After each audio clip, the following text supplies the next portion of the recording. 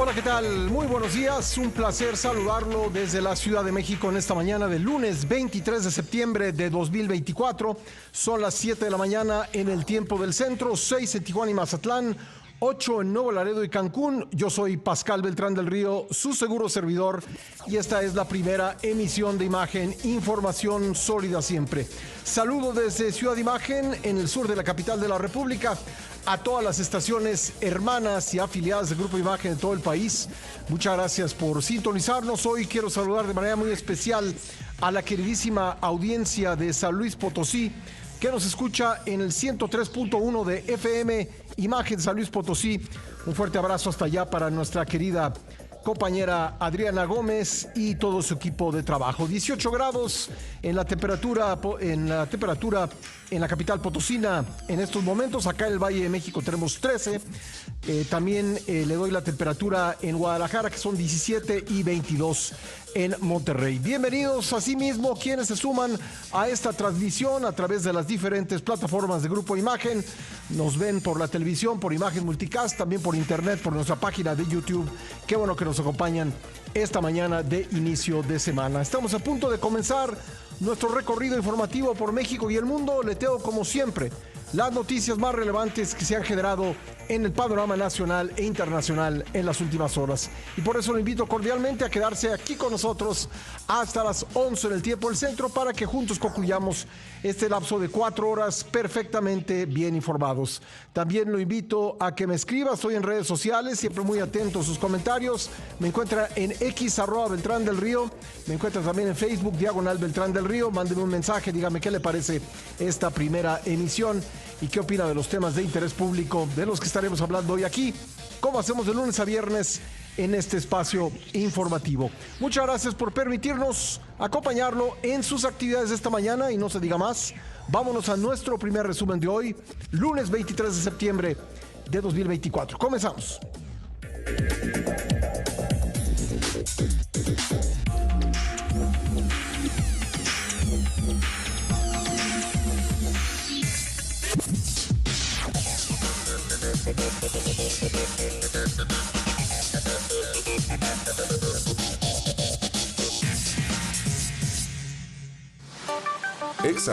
Beltrán del Río.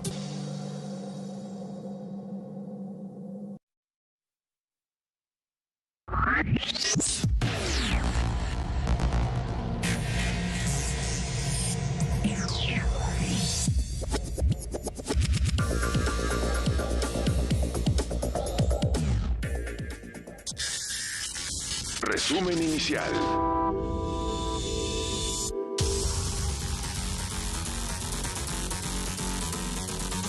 Durante su 7º Congreso Nacional, el partido Morena realizó la renovación de su dirigencia, que entrará en funciones a partir del 1 de octubre. Se eligió por unanimidad a Luisa María Alcalde como la próxima presidenta nacional del partido del gobierno, en sustitución de Mario Delgado. En realidad no había de otra, era la candidata única, así que obtuvo 100% de los votos. Durante la sesión que se llevó a cabo en el World Trade Center de la Ciudad de México, la aún secretaria de Gobernación se comprometió a continuar el legado del presidente Andrés Manuel López Obrador. Ante unos 3,000 congresistas, entre ellos diputados, senadores, gobernadores y la invitada especial al encuentro, la presidenta electa Claudia Sheinbaum, Alcalde aseguró que el principal compromiso del partido es no fallarle al pueblo. En esta nueva etapa, nuestros adversarios aseguran que Morena no será nada sin López Obrador. Confundidos se burlan de las palabras de admiración y de cariño sincero que le dedicamos. Tienen razón, que lo vamos a echar de menos y que lo vamos a extrañar. Pero lo que no saben es que la forma de demostrarle gratitud y cariño es siguiendo su ejemplo y cuidando su legado. ¡Que viva Andrés Manuel López Obrador! ¡Que viva Claudia Sheinbaum! ¡Que viva Morena! ¡Que viva México! Bueno, y para que el extrañamiento no sea tanto, designaron a Andrés Manuel López Beltrán, hijo del presidente López Obrador, como el próximo secretario de organización del partido. En su discurso, López Beltrán agradeció la postulación y resaltó el legado de su padre. Nuestro trabajo al frente de esa secretaría será mantener ese legado, esa línea. Él se va al retiro porque nos dijo que se iba a retirar cuando hubiera un relevo generacional. Y quiero que todos entendamos que cuando se habla de ese relevo, se habla de nuestra presidenta electa, la compañera Claudia Sheinbaum Pardo. Sí, para evitar confusiones, ¿verdad? Para quien piense que el relevo es Andrés López Beltrán, el hijo del presidente. En la Secretaría General del partido quedó la joven política michoacana Carolina Rangel, quien se desempeñaba hace poco como parte de la ayudantía del presidente López Obrador. Así que 3 personajes, pues cercanos, más cercanos no se puede, al pronto expresidente López Obrador en la cúpula de Morena, el partido del gobierno. Y ahí en el Congreso Nacional Morenista, la presidenta electa Claudia Sheinbaum ofreció un último discurso como militante en el que confirmó que se separa de la actividad partidista para enfocarse de lleno en la administración pública. Escuchemos parte de lo que dijo. Me corresponde, como debe ser, pedir licencia el día de hoy como militante de Morena. Seré presidenta constitucional y debo gobernar para todas y todos los mexicanos. Pero no voy a abandonar nuestros principios ni la forma de gobierno. Por ello quisiera, en este último discurso dirigido a las y los militantes de nuestro partido, dejarles algunas reflexiones para la nueva dirección que va a ser decidida el día de hoy. Será interesante saber qué significa para la presidenta electa y próxima titular del Ejecutivo, qué significa gobernar para todos, porque en este gobierno, por ejemplo, no hubo diálogo con la oposición. El presidente ni quien ocupó la Secretaría de Gobernación, Olga Sánchez Cordero, Adán Augusto López y ahora Luisa María Alcalde, se reunió con las dirigencias de la oposición y finalmente pues la oposición obtuvo más de 40% de los votos. A ver si ahora sí hay diálogo con las minorías. Sheinbaum destacó el llamado a la militancia para que Morena no se convierta en un partido de Estado. En cambio, instó a que se continúe el trabajo con la población y evitar el burocratismo. No ser un partido de Estado. El gobierno de la República cumple sus tareas para la transformación del país y el partido cumple las suyas. Para ello, nuestro partido debe fortalecerse sin caer en el burocratismo. La fuerza de Morena es la organización desde abajo, sus comités de base, su contacto permanente con el pueblo, como lo sabemos hacer todas y todos, casa por casa, entregando el periódico Regeneración. Antes, la presidenta electa se reunió con los gobernadores del partido Morena en un salón del World Trade Center a fin de establecer directrices de trabajo entre la próxima administración y los gobiernos estatales. Y ahí insisto en el punto, ¿qué significará ser presidenta de todos? ¿Cuándo habrá reuniones, por ejemplo, con los gobernadores que no son de su partido? Pues quedan pocos días para la toma de posesión. Se me hace que eso no va a ocurrir antes de la toma de posesión. Veremos si ya entrado el nuevo gobierno, pues hay una reunión pues con los gobernadores que no son de su partido. Por su parte, el presidente López Obrador pidió a la militancia de Morena lealtad y cariño para quien será su sucesora, Claudia Sheinbaum. El gobernador de Sonora, Alfonso Durazo, en su calidad de presidente del Consejo Nacional de Morena, dio lectura a una carta enviada a López Obrador, donde agradeció a su partido acompañarlo durante su gobierno. Además, reiteró que una vez que deje la presidencia no retomará la vida activa en Morena. Escuchemos esta carta de López Obrador leída por Alfonso Durazo. El 2 de junio, México eligió con casi 36 millones de sufragios a nuestra compañera Claudia, a quien en unos días entregaré la banda presidencial. Les pido que la acompañen en la difícil tarea de gobernar con la misma lealtad, con el mismo cariño y con el mismo entusiasmo que tuvieron para conmigo.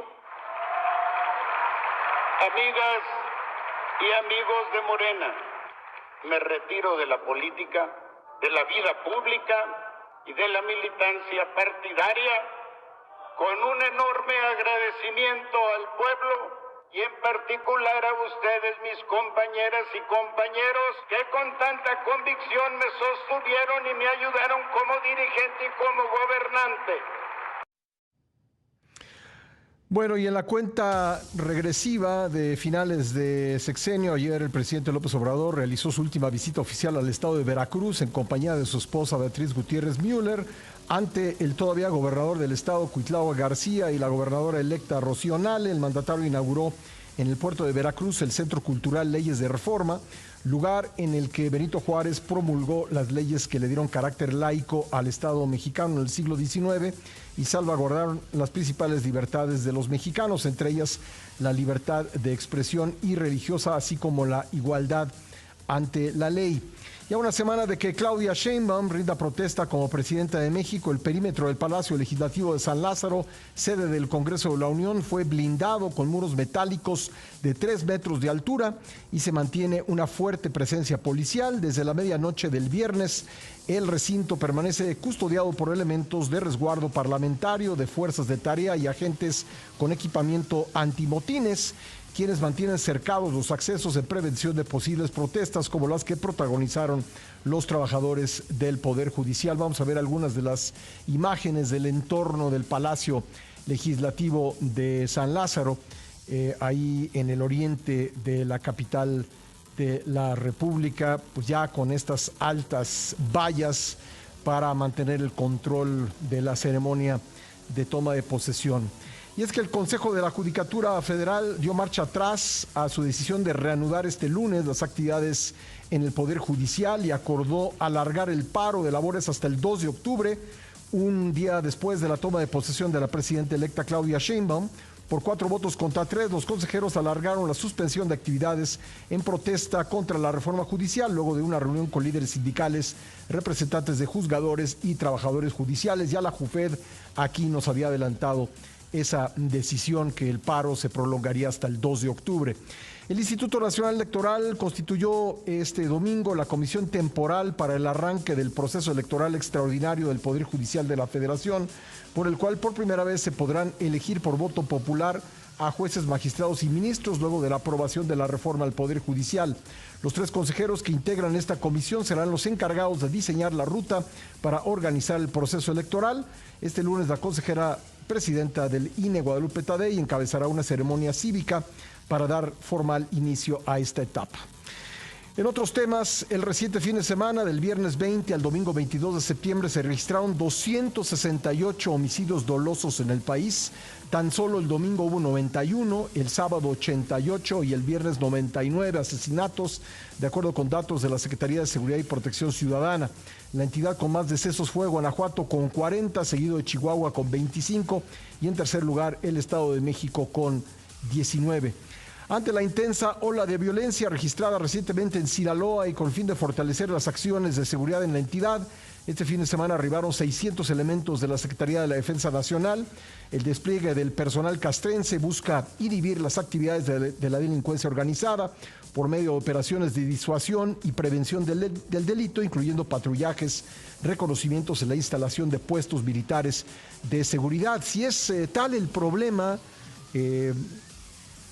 con razón mandan tantos elementos de la Sedena, pero hay que recordar que el presidente López Obrador apenas hace unos días decía que todo era una exageración de los medios de comunicación. Les seguiré platicando más sobre la situación en Sinaloa y otras notas dentro de nuestro primer resumen, después de un breve corte que vamos a hacer. Quédese con nosotros, volvemos enseguida. Esto es Imagen, quédese aquí. Aquí tiene usted toda la información que necesite conocer. No le cambie. ¿Cómo para qué? 7:22, en más de nuestro primer resumen, le cuento que debido a los enfrentamientos entre las facciones del cártel de Sinaloa, identificadas con Ismael El Mayo Zambada y Joaquín El Chapo Guzmán, o los Chapitos, que se han presentado desde el 9 de septiembre en Sinaloa, un grupo de ciudadanos se reunieron para realizar una cruzada por la paz en Culiacán, en la que exigen volver a transitar libremente, ejercer su derecho a laborar, estudiar y convivir en espacios de recreación.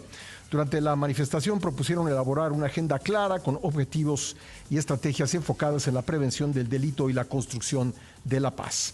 Este domingo se reportaron balaceras en distintos puntos de Ciudad Obregón, Sonora. De acuerdo con medios locales, un domicilio de la colonia Urbi Villa del Real fue balaceada, mientras que en la colonia Misión del Sol se reportó un enfrentamiento que dejó un herido. Asimismo, en la entrada del fraccionamiento Monte Carlo fue localizado un vehículo con impactos de bala. En redes sociales circula un video donde se observa a varias personas resguardarse mientras de fondo se escuchan detonaciones de armas de fuego. Este fue el momento.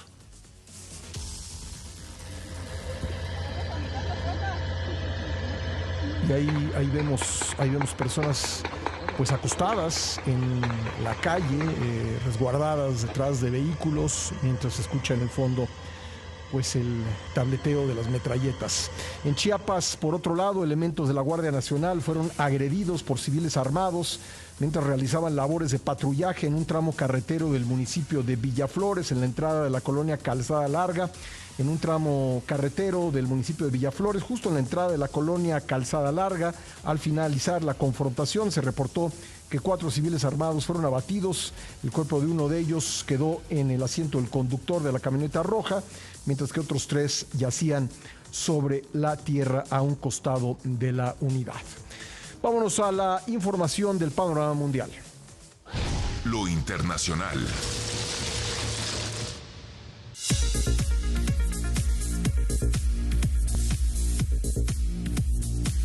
El ejército israelí golpeó hoy más de 300 objetivos de Hezbollah en el sur del Líbano, los cuales eran posiciones desde las cuales el grupo chiita planeaba lanzar misiles contra su territorio.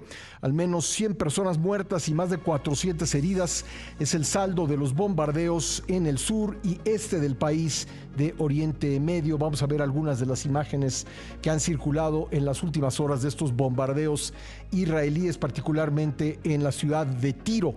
El primer ministro libanés Majid Mikati denunció un plan de destrucción de Israel contra su país y llamó a la ONU y a los países influyentes a disuadir al gobierno israelí de esta agresión. La milicia israelí y la organización islámica libanesa intercambiaron ataques el domingo. Hemos entrado en una nueva fase cuyo título es la batalla abierta del ajuste de cuentas, dijo ayer el jefe adjunto de Hezbollah, Naim Qassem, a los asistentes al funeral de Ibrahim Akil, jefe del cuerpo de élite de este grupo Hezbollah, conocido como Fuerzas Radwan, y que falleció el viernes en un bombardeo israelí en Beirut. Estas son algunas imágenes de ese funeral.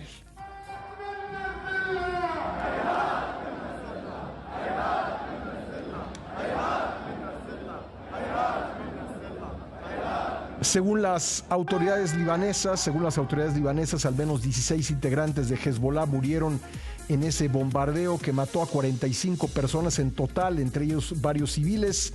Un responsable de la resistencia islámica en Irak, grupo de facciones armadas que es respaldado por Irán, afirmó que lanzó ataques con misiles crucero y drones explosivos contra Israel la madrugada del domingo como parte de una nueva fase de nuestro frente de apoyo al Líbano.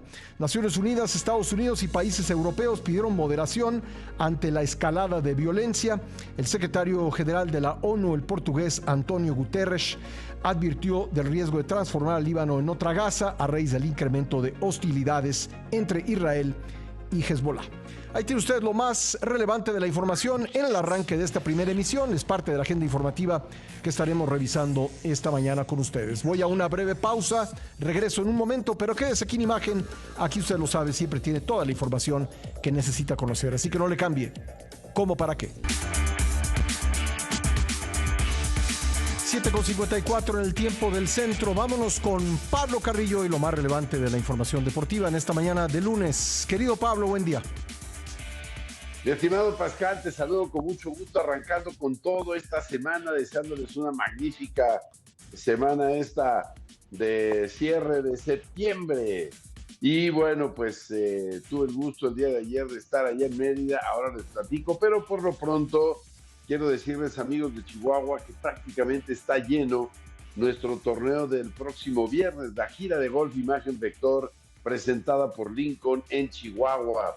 Y quiero comentarles, aprovecho para comentarles que nuestros amigos de Asset Management de Vector Casa de Bolsa, que por cierto están celebrando su 50 aniversario, felicidades, ofrecen excelentes opciones de inversión como el producto Portafolios 360. Este producto ofrece soluciones específicas adaptadas a los objetivos de inversión con una mezcla óptima de múltiples clases de activos y se puede iniciar con una inversión desde 250,000 pesos. Consulten a los expertos de Vector para diseñar la estrategia de inversión más adecuada a sus necesidades. Vector.com.mx en la sección de contacto o llamando al teléfono 8000 Vector. Bueno, pues envío saludos hasta Mérida, Yucatán. Tuve el gusto de estar el día de ayer en la Blanca Mérida, hermosa ciudad, qué bárbaro, qué bonito es Mérida. Y ahí tuvimos el Cupra Padel Tour Imagen, con magnífica exhibición de pádel. La gran final fue extraordinaria y la ganaron los argentinos Nicolás Crosio y Matías Gutiérrez, que se han significado como los imbatibles a lo largo de esta temporada. Stephanie Fuentes también estuvo en Mérida y nos tiene la siguiente información. Steph, adelante. Nicolás Crosio y Matías Gutiérrez, la dupla argentina, se impuso en 3 sets y poco más de 3 horas de partido al mexicano Pablo El Zurdo Acevedo y a Gianluca Regnafe. Con esto quedaron campeones del Cupra Padel Tour Imagen en Mérida. Sí, la verdad que sí, siempre acá en los Cupras se presenta un buen nivel, así que bueno, nada, por suerte teníamos un partido muy duro ahora en la final. Lo pudimos ganar en 3 sets. Estas fueron las palabras de Nico Crosio. Mientras tanto, Jojo Gutiérrez habló sobre lo que significó quedar campeón de la 7ª etapa del torneo. Feliz porque teníamos un partido muy duro, ya conocíamos a los chicos, ya tocó enfrentar varias veces y siempre nos íbamos a 3 sets y bueno, feliz. Este torneo, el Cupra Padel Tour Imagen, es el primero que engloba las categorías amateur, así como el Open. Y las canchas del Padel City en Mérida fueron un extraordinario anfitrión para un certamen de este nivel. Así lo aseguró Miguel González Barba, propietario de Padel City. La verdad es que poder ver a alguien que sabe jugar también pádel siempre es un espectáculo, ¿no? Y normalmente este tipo de torneos, si tú vas a otro lugar, pues siempre te cobran, ¿no? Y aquí afortunadamente tú podías llegar, entrar, venir, disfrutar y gozar, ¿no? Entonces la verdad es que fue algo espectacular. Estamos muy agradecidos, pues evidentemente con Cupra, con Imagen por esta oportunidad. Para Imagen, Stephanie Fuentes. Muchas gracias, Steph. Buenas noticias. Raúl Jiménez se hizo presente en la victoria de su equipo Fulham 3-1 sobre el Newcastle. El de Tepije del Río colocó la primera diana apenas a los 5 minutos. Recibió un pase, ¿se acuerda usted de Traoré, su compañero hace años con los Wolves, con el Wolverhampton? Bueno, pues ahora están juntos. La recibió de pecho de una media vuelta, hizo un golazo. El segundo partido consecutivo en el que logra anotar después de hacerlo ante el West Ham la semana pasada. Actividad de la máxima categoría del automovilismo, la Fórmula 1. Brillante demostración de Lando Norris, que ahora sí aguantó desde la pole position y de punta a punta se llevó el Gran Premio de Singapur con ventaja de 20 segundos sobre Max Verstappen, que terminó segundo, y Oscar Piastri, que terminó tercero. Checo Pérez, que inició en el 13º puesto, concluyó en la 10ª posición. Norris acorta la distancia en el campeonato de pilotos, queda 52 puntos de Verstappen, y en el campeonato de constructores McLaren será el campeón. Ha extendido su ventaja a 41 puntos sobre Red Bull, que ya no es ni por mucho el mejor equipo en la Fórmula 1. Le tengo mucha información de la NFL, lo haré con mayor detenimiento en mi próxima sección, pero comentarles que Pittsburgh y los Jefes de Kansas City siguen invictos y que por el momento pues los Vaqueros, también hablar de los Vaqueros, Pittsburgh es uno de los equipos más populares en México, pero también lo son los Vaqueros de Dallas, que suman su segunda derrota consecutiva y se prenden las alarmas en ese equipo que tiene pues a la afición más grande, que es el más costoso de cualquier franquicia del deporte del mundo, pero que sencillamente no le da satisfacciones a sus aficionados. Cruz Azul está en lo alto de la tabla, mi querido Pascal, y de ello nos habla el señor, te veo sonriente. Ganaron los Jets, ganó tu Cruz Azul, sí. Y esta semana se acabó un periodo oscuro, así es que te veo sonriente, yo también. Vamos con la información de Cruz Azul, si te parece. Martín Anselmi, técnico de Cruz Azul, se mostró satisfecho con la victoria que obtuvo su equipo ante las Chivas en la jornada 9 de la Apertura 2024, pues esto fue muestra de la unión que hay en el plantel, ya que aseguró que sus jugadores le dieron este triunfo al estar pasando por momentos personales complicados. Fue un día muy especial, ¿sí? Hoy es el cumpleaños de mi mamá y perdió a su mamá. Perdí a mi abuela en el día de su cumpleaños, así que nada, me emocioné porque los muchachos me regalaron el triunfo y me lo dedicaron, así que yo le quiero dedicar el triunfo a mi abuela. Anselmi destacó el apoyo que han tenido de sus aficionados, pues Cruz Azul ha superado en la capital a los Pumas y al América en asistencia en sus estadios. Somos el equipo capitalino que más afición trae a su estadio y estamos tremendamente orgullosos de representarlos y de cómo ellos nos hacen sentir desde la tribuna. Para Imagen, Edgar Berrios. Muchas gracias, señor Edgar Berrios. Bueno, pues comentar de la NFL el triunfo el jueves de los Jets 24-3 sobre Nueva Inglaterra con tremenda actuación de Aaron Rodgers. Y bueno, pues de los partidos más destacados de la semana, el triunfo de Pittsburgh 20-10 en casa ante los Chargers. Partidazo Filadelfia-Nueva Orleans, que gana Filadelfia 15-12. También comentar la derrota de los Cowboys 28-25 en casa ante los Cuervos de Baltimore. Qué buen partido San Francisco contra los Rams. Ganaron los Rams 27-24. Un buen duelo. Y la victoria de Kansas City sobre Atlanta 22-17 llama la atención. Dos partidos de lunes por la noche, Jacksonville, Buffalo y Washington en Cincinnati. Buen menú que tenemos este lunes en la tarde y noche, tiempo nuestro. Así es que, querido Pascal, amigos, desearles a todos una semana muy feliz, que lo va a ser. Seguramente, querido Pablo, e importa mucho el ánimo que uno tenga y las ganas de que así sea. Gracias, Pablo. Muy buenos días. Buenos días. Esperamos a Pablo Carrillo un poco más adelante para más información deportiva. Y por lo pronto, una pausa. Llevamos una hora de programa. Tenemos 3 por delante. Quédase aquí, no le cambie. ¿Cómo para qué? Anoche se formó la tormenta tropical John en el Pacífico Sur. Se ubica a 200 kilómetros al sur de Punta Maldonado, Guerrero, y se desplaza a 6 kilómetros por hora hacia las costas de Oaxaca. Sin embargo, debido a sus extensas bandas nubosas y a las intensas precipitaciones que ocasiona, se suspendieron las clases en todos los niveles educativos en la Costa Chica de Guerrero y también en Acapulco para este lunes, y dependiendo de la evolución del fenómeno, se determinará si se alarga o suspende la medida. En el caso de la zona centro, Costa Grande, montaña, región norte y tierra caliente del estado, las labores educativas se realizarán de manera regular, pero deben mantenerse en alerta preventiva por los posibles efectos de las lluvias. Para las próximas horas, la tormenta tropical John y diversos sistemas meteorológicos ocasionarán lluvias extraordinarias a torrenciales en Oaxaca, Guerrero y Chiapas, intensas en Veracruz, además de muy fuertes en Puebla y Morelos. Por otro lado, el Frente Frío número 3 sobre la frontera norte del país generará lluvias muy fuertes en Chihuahua, así así como rachas fuertes de vientos en Coahuila. También aquí en la Ciudad de México continuarán las fuertes precipitaciones.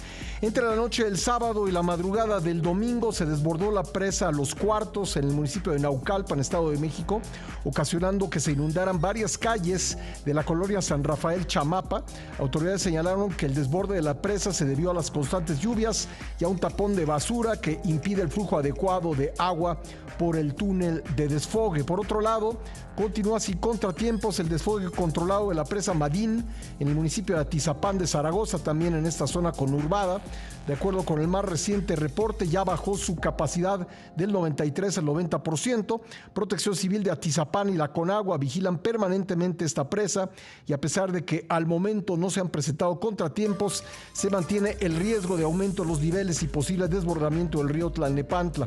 Precisamente autoridades de este municipio informaron que en coordinación con autoridades federales y municipales se continúa con la limpieza del río que cruza la entidad y se mantiene su desasolve. El director de Desarrollo Económico de Playa Vicente Veracruz, Hipólito Rodríguez Betancur, junto con su padre, Hipólito Rodríguez Sánchez, fueron privados de la libertad en el municipio de Isla. Ambos se trasladaron a la localidad de Palma de Oro para participar en una carrera de caballos. Sin embargo, sus familiares perdieron el contacto con ellos. Tampoco hay rastro de su vehículo y del remolque en el que transportaban a un caballo de su propiedad.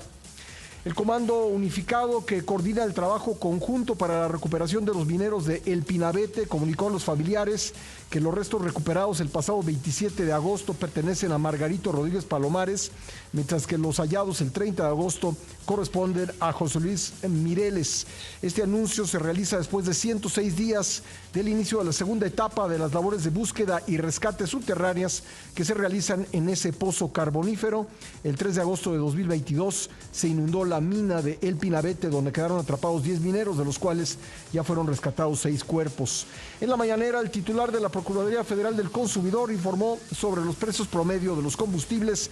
Indicó que esta semana no habrá incentivos fiscales para las gasolinas. Escuchemos. La gasolina regular estuvo en 23 pesos con 83 centavos, 12 centavos menos que la semana anterior. En el caso de la gasolina premium, de la misma manera, 25 pesos con 31 centavos, 12 centavos menos que la semana anterior. Y en el caso del diésel, 25 pesos con 47 centavos, 9 centavos menos que la semana anterior. Y sin embargo, tanto la semana anterior como esta, volvemos a tener 0% de incentivo fiscal. ¿Qué quiere decir esto? Como lo hemos comentado, que la fórmula que se tiene es una fórmula muy adecuada para que sea dinámica e ir teniendo los precios, los incentivos de una manera constante, acorde con la realidad que se va viviendo. Lo internacional. Al panorama mundial, Donald Trump aseguró que de perder la elección del próximo 5 de noviembre no volverá a presentarse en 2028. En una entrevista con el programa Full Measure difundida ayer, el candidato presidencial republicano confió en ganar las elecciones de noviembre próximo. Así lo dijo. If you're not successful this time, do you see yourself running again in 4 years? No, I don't. No, I don't. I think that will be it. I don't see that at all. I think that hopefully we're going to be successful. Bueno, esperamos ser exitosos, dijo Trump respecto de esta elección. Si es presidente de Estados Unidos, no podrá volver a competir, está impedido constitucionalmente, y si no gana la elección, pues ya lo dijo, tampoco será candidato a la presidencia en 2028. Este fin de semana, Kamala Harris, su rival, invitó a Trump a un nuevo debate para el próximo 23 de octubre, informó su equipo de campaña. El encuentro cara a cara sería por el canal CNN y tendría lugar 12 días antes de las elecciones del 5 de noviembre. Poco después, Trump rechazó la propuesta. El problema es que es demasiado tarde, la votación ya comenzó. El viernes en Minnesota, Dakota del Sur y Virginia comenzaron las votaciones anticipadas y a mediados de octubre cerca de una decena de otros estados se sumarán a este proceso, fue lo que dijo el candidato presidencial del Partido Republicano. Ya había dicho Trump que no habría un nuevo debate con Kamala Harris. Generalmente quien pide el debate es quien lo requiere. Habrá algo que estará viendo Kamala Harris que no le gusta. Y Trump, si lo rechaza, quiere decir que o no le conviene, podría irle peor, o todavía le está yendo relativamente bien y pues no quiere echar a perder esa ventaja. Trump también había propuesto a Harris un debate en la cadena Fox, que es más proclive a él, o mucho más proclive a él. Y bueno, pues eso tampoco fue posible. Así que ya veremos si hay un segundo debate entre estos candidatos presidenciales. Esta es una elección sui generis en los Estados Unidos porque hubo un cambio de candidato en el último momento. Hace muchísimo tiempo que algo así no sucedía. Se bajó de la contienda el presidente Joe Biden y se puso en su lugar a Kamala Harris. Así que es una elección sin duda sui generis y seguramente casi podría yo apostar a que no habrá un segundo debate entre Harris y Biden. Ya se llevó uno a cabo entre Biden y Trump, que fue el que precipitó la caída de Biden como candidato, y hubo después uno entre Harris y Trump. Así que veremos, pero no creo que vaya a darse un nuevo debate. 8:14, ahí tiene usted la información más relevante a la hora. Hacemos una pausa muy breve y regresamos enseguida con más aquí por Imagen. Quédese con nosotros, aquí tenemos como siempre toda la información que usted necesita conocer. No le... Las 8:19 en el tiempo del centro, ya estamos de vuelta en la primera emisión. Gracias por seguir con nosotros. Aquí está conmigo en la mesa del programa Rodrigo Pacheco con lo más relevante de la economía, negocios y finanzas en este inicio de semana. ¿Cómo estás, Rodrigo? Muy bien, Pascal, con mucho gusto de saludarte arrancando la semana. Hay muchos datos esta mañana de parte del INEGI. Son datos relativamente me ha sorprendido positivamente porque se ve cómo arranca el tercer trimestre del año y ya con datos oficiales del IGAI, el Indicador Global de la Actividad Económica, se ve que no está tan mal. ¿Por qué? Porque sí estamos en una tendencia de desaceleración. Sin embargo, en julio lo que muestra el IGAI es un avance de 2% en comparación anual y de 0.6% en comparación mes con mes, es decir, julio contra junio. Ahora, lo que llama mucho la atención son las actividades primarias que habían estado en territorio negativo y ahora pues tienen un repunte mensual, que es lo que más me llama la atención, de 11.6%. Entonces, como que tuvieron un salto épico. No, digamos, influye tanto en el total, sobre todo porque pues apenas representan por ahí del 4% del Producto Interno Bruto. Luego están las actividades secundarias que también tuvieron desempeño económico positivo. Mes con mes avanzaron 0.2%. Ahora me interesa más el mes con mes, sobre todo porque eso te ayuda a ver la tendencia. Ya veníamos pues de un crecimiento de 1.4% para ser exactos en el primer semestre, y entonces el tercer trimestre se ve que por lo menos no está cayendo y las actividades terciarias están avanzando 0.4%, pero bueno, pues hay que esperar, digamos, cómo se va dibujando pues los meses subsecuentes, pero ahí ya tenemos una buena señal relativa. Y pues se ve, por supuesto, ahí el sector primario. Habrá que entender exactamente qué lo está explicando, porque justo el viernes que platicaba con Juan Carlos Anaya de Grupo Consultor de Mercados Agrícolas, pues realmente el campo mexicano no es que está necesariamente boyante, hay unas partes que sí, otras que no, pero bueno, pues sin duda interesante ese aspecto.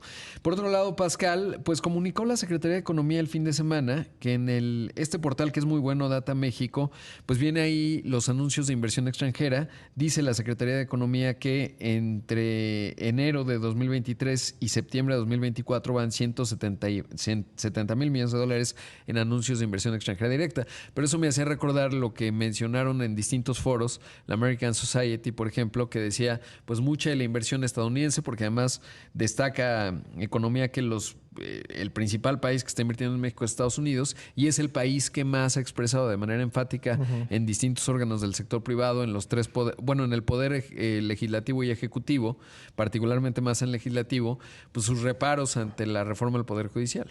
A ver, ayúdanos a desglosar estos 170 mil millones de dólares. ¿Es reinversión? ¿Es inversión nueva? ¿Qué no, es? dicen que son anuncios de nuevas inversiones. Que son es anuncios para comenzar, pero ¿no? Exacto. Sí, un anuncio no quiere decir que va a ocurrir. Sí. De hecho, lo que el Wall Street Journal publicó es que se estaban deteniendo 35 mil millones de dólares. Obviamente algún pedazo de esto pues ya se ejecutó, ¿no? Sí. Por ejemplo, la planta de electrodomésticos de Bosch pues esa ya está, ya se invirtió y habrá otras que se han dado. Ahora hay que entender qué tanto esos anuncios acaban ejecutándose en su totalidad y qué tanto puede haber relocalización, porque así me lo dijo hace unas semanas José Medina Mora, presidente de la Coparmex, de Ciudad Juárez a Texas, porque evidentemente viendo, bueno, pues la reforma del Poder Judicial, dependiendo cómo acabe de aterrizar, pero el juicio de amparo, digamos, el promover una controversia constitucional como ocurrió con la contrarreforma energética, pues ya no va a ser necesariamente una opción. Y eso es un asunto delicado para muchas empresas que podrían destinar una inversión significativa en México, considerando el famoso nearshoring. Y a lo mejor dicen, bueno, pues obviamente México es mucho más atractivo que Texas desde el punto de vista de estructura de costos, pero ya con esta situación pues prefiero tener una estructura de costos más cara, porque hay que decir que también no está sencillo para una firma internacional que esté relocalizando de China a Norteamérica, otro país de América Latina. Tampoco es que están tan... No, digo, para comenzar la distancia. La ¿no? distancia. Brasil sí. ha traído mucha inversión, pero bueno, Brasil está lejos. Sí, y sabes que en el caso de Brasil... Costa Rica ha traído mucha inversión, pero Costa Rica es muy pequeño. Muy pequeño, sí. Exacto. Entonces, este es un gran país, es muy atractivo, porque tenemos un mercado grande de consumo. Somos el 10º país más poblado de la Tierra en un buen momento demográfico. Pero bueno, pues una situación así sí te eclipsa de manera sustantiva. Y justo hoy platiqué con José Medina Mora, pues vinculado al Estado de Derecho, la militarización de la Guardia Nacional que se aprobó, el llamado que obviamente hacia el Senado, y mira, esto fue un fragmento de lo que me dijo hoy temprano en la mañana. Ese militarismo que no es adecuado, es decir, el ejército no está pensado para estar construyendo sucursales bancarias o trenes o aeropuertos o dando mantenimiento a carreteras, pero adicionalmente esta militarización en donde ya la Guardia Nacional pasa a ser parte de la Secretaría de la Defensa Nacional, pues sí, efectivamente no es un modelo internacional en las democracias común, y por eso preocupa, ¿verdad? Porque esto también genera incertidumbres para todos aquellos que ven el país desde afuera. Así que bueno, pues sí, es que eso no es un asunto menor, sobre todo porque pues lo platicaba con José Medina Mora. Hoy vemos al ejército en muchas áreas que no tienen que ver necesariamente con la seguridad, en la construcción y operación de pues aeropuertos, aerolíneas, etcétera, infraestructura. No tiene realmente mucha lógica. Y en ese contexto, bueno, pues no es un asunto, digamos, menor a considerar. Y bueno, en el desagregado, digamos, de las inversiones de lo que comunica o que se ve en Data México, que ahorita me preguntabas, Pascal, pues te digo, se ve mucho, obviamente, en manufactura, energía, transporte, construcción. Destacan, por ejemplo, dicen las principales sociedades de anuncios de inversión. Está Mexico Pacific Limited, FEMSA, Tesla todavía lo tienen ahí, que hay que decir que pues lo de Tesla, y esto contrasta con lo que había dicho la propia secretaria de Economía, Raquel Buenrostro, en términos de que, pues decía ella, pues nosotros no tenemos ningún registro. Sí se firmó el tema de el terreno de Santa Caterina. Quién sabe si se vaya a construir. La verdad es que sí se ve de pronóstico reservado. Mucho se modificará la perspectiva de México, no solo por la reforma del Poder Judicial, sino quién gana la presidencia de los Estados Unidos el 5 de noviembre, sobre todo porque pues se puede esperar un escenario muy diferenciado entre cualquiera de los dos, ¿no? Muy distinto. ¿no? Sí. Muy distinto. Podemos imaginar, bueno, ya lo dijo Trump, ¿no? Ya amenazó con aranceles. Yo probablemente haga la mitad de las cosas que dice, pero con que haga la mitad es mucho. Sí, y sabes que esa parte que mencionas es importante porque está el asunto de bajar el impuesto corporativo compensándolo con aranceles, y eso no lo puedes hacer si no le pones aranceles a México y Canadá. Sí, claro. Es un hecho. Pascal, brevemente mencionar que nuestros amigos de Monex nos recuerdan que son el puente que conecta las transacciones internacionales con las metas financieras. Nos brindan un servicio de compraventa de divisas y pagos internacionales rápido, seguro y eficiente. Nos dicen que en su plataforma pueden realizar transferencias internacionales, multidivisas, gestionar destinatarios de manera instantánea, ahorrando tiempo y minimizando riesgos. Nos invitan a consultar la página www.monex.com.mx. Nos dicen que para empresas ágiles, soluciones ágiles con Monex.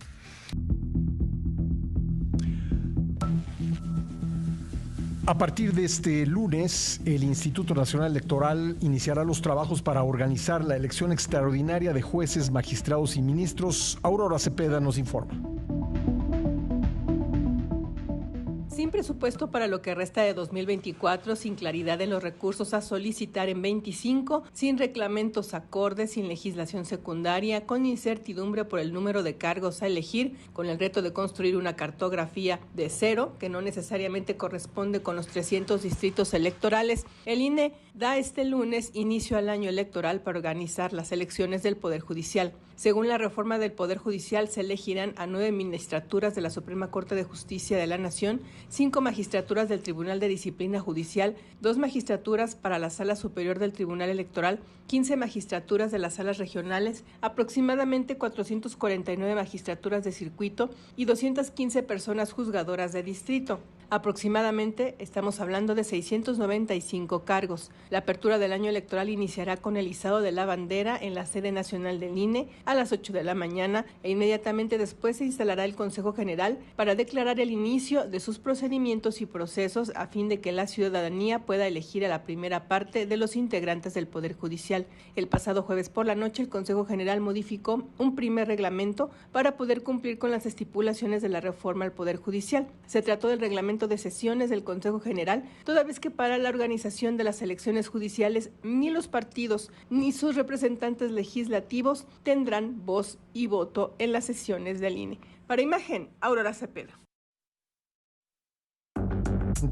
Veíamos hace unos momentos las imágenes en el Instituto Nacional Electoral de la ceremonia de izamiento de bandera con la que comienza este proceso, ya lo decía Aurora Cepeda, complicado desde el punto de vista presupuestal, también desde el punto de vista de las reglas para elegir, digamos, como parte importante de este proceso a quienes serán los 9 ministros de la Suprema Corte y también a los magistrados de circuito. Así que habrá que seguir ese proceso con atención. Por otro lado, la ex candidata de Morena, PT y Partido Verde a la alcaldía Cuauhtémoc, Catalina Monreal, impugnó el fallo de la Sala Regional de no anular la elección en la alcaldía al señalar que la instancia no actuó con perspectiva de género. Jonás López nos informa. El equipo legal del aspirante morenista a la alcaldía, Catalina Monreal, presentó este domingo la impugnación a la resolución de la Sala Regional Ciudad de México del Tribunal Electoral del Poder Judicial de la Federación, con la que se determinó que volvió a tener validez la elección en la alcaldía Cuauhtémoc, que dio el triunfo a la abanderada del PRI-PAN-PRD Alessandra Rojo de la Vega. La impugnación fue presentada ante la Sala Superior de este Tribunal Federal. En un comunicado, Monreal consideró que la Sala Regional no actuó con perspectiva de género e incluso normalizó costumbres patriarcales que se llevaron a cabo de forma sistemática antes, durante y después del proceso electoral. Pido a las magistradas y magistrados de la Sala Superior del Tribunal que analicen el caso con perspectiva de género y se pongan las gafas violetas para que nunca más una mujer sea violentada ni minimizada, indicó a través de su comunicado. El equipo legal de la morenista resaltó que existieron irregularidades graves. La Sala Superior deberá resolver antes de octubre, cuando los alcaldes y alcaldesas electos tomen posesión ante el Congreso de la Ciudad de México. Para Imagen, Jonás López. Por otro lado, más de 100 asociaciones de la sociedad civil marcharon este fin de semana en Guadalajara, Jalisco, para defender el triunfo en las urnas del gobernador electo, el emesista Pablo Lemus. Aurora Cepeda con la información. Miles de personas salieron a marchar en Guadalajara, Jalisco, para defender el triunfo de Pablo Lemus como gobernador electo, luego que Morena impugnó su triunfo y la Sala Superior del Tribunal Electoral tiene pendiente resolver esa queja. La manifestación Marcha por la Defensa de Jalisco fue convocada por más de 100 asociaciones de la sociedad civil y partió desde el Jardín Reforma hasta Plaza de Armas en el centro histórico de Guadalajara. Los asistentes reiteraron que el proceso electoral fue un ejercicio cívico ejemplar, donde la participación ciudadana fue masiva, dejando en claro que la sociedad tomó un rol protagónico superando a los partidos políticos. Habla Salvador Cosío Gaona, presidente de Confío en México, AC. Ese voto debe respetarse, ese voto debemos defenderlo, porque así como respetamos a quienes hicieron su trabajo y triunfaron en diferentes localidades de Jalisco, así también se debe respetar lo que el pueblo jalisciense decidió en relación a la gobernatura de Jalisco. Los asistentes manifestaron consignas contra las impugnaciones de la elección a la gobernatura jalisciense por parte de Morena e hicieron un llamado a la autoridad electoral para no dejarse presionar y resolver pronto el asunto. La marcha fue respaldada por organizaciones civiles, empresariales, académicas y gremiales. Los asistentes reafirmaron su compromiso de mantenerse vigilantes y movilizados en defensa de su estado. Para Imagen, Aurora Cepeda. Bueno, como lo habíamos anticipado, porque realizamos entrevistas sobre este tema la semana pasada, los trabajadores judiciales extienden su paro hasta el 2 de octubre, un día después de la toma de posesión de Claudia Sheinbaum, y le agradezco mucho a Patricia Aguayo, vocera de los trabajadores del Poder Judicial, que me tome la llamada para hablar sobre este tema. Patricia, gracias por acompañarnos esta mañana en la primera emisión. ¿Qué tal? Buenos días, Pascal, a tus órdenes. Bueno, ¿cuál es el plan de acción? ¿Se han propuesto ustedes tener presencia en el entorno de la toma de posesión? ¿Cuáles serán las próximas acciones que realizarán los trabajadores del Poder Judicial para protestar contra los efectos de la reforma judicial, Patricia? Bueno, en este mismo momento estamos llevando una manifestación a las afueras del INE, sí, justamente porque hoy inicia el proceso de selección y elección de magistrados y jueces con diversas acciones que tiene que implementar el INE al interior de esa institución. Y efectivamente vamos a llevar algunos otros actos de protesta, y en relación al día 1 de octubre, como van a venir algunos compañeros del interior de la República, estamos valorando la posibilidad de hacer acto de presencia en esa área, pero es algo que no está confirmado todavía. Bueno, porque ya vio usted que hay un cerco con vallas muy altas que ya se está colocando en torno del Palacio Legislativo. Pareciera estar dirigido sobre todo a pues los trabajadores del Poder Judicial que están pues inconformes con lo que se aprobó en el Congreso, y yo diría personalmente creo que justificadamente inconformes. Bueno, no necesariamente es por la intervención que hemos tenido nosotros los trabajadores del Poder Judicial. Siempre que hay cambio de poderes, siempre cercan la Cámara de Diputados. Yo llevo aquí en San Lázaro aproximadamente 22 años, y durante cada cambio de sexenio de poderes, siempre se hace el mismo operativo. Sí.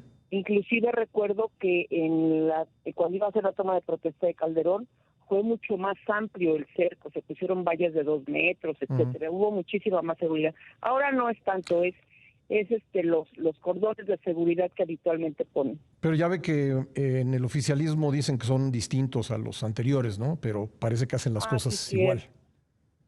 Sí, cierto, ¿verdad? Son distintos. Oiga, Patricia, bueno, pues cuénteme, ¿tienen ustedes fe en lo que se dice en estos días, que con las leyes secundarias se va a lograr atenuar los efectos negativos de esta reforma? Esa es la intención, al menos es lo que nos han expresado hasta este momento algunos actores políticos de la Cámara de Diputados y de Senadores, y justamente por eso vamos a intentar tener un acercamiento con ellos, pues básicamente para que haya respeto a los derechos laborales de toda la base trabajadora del Poder Judicial de la Federación, y pues haremos llegar a algunas consideraciones sobre ese tema.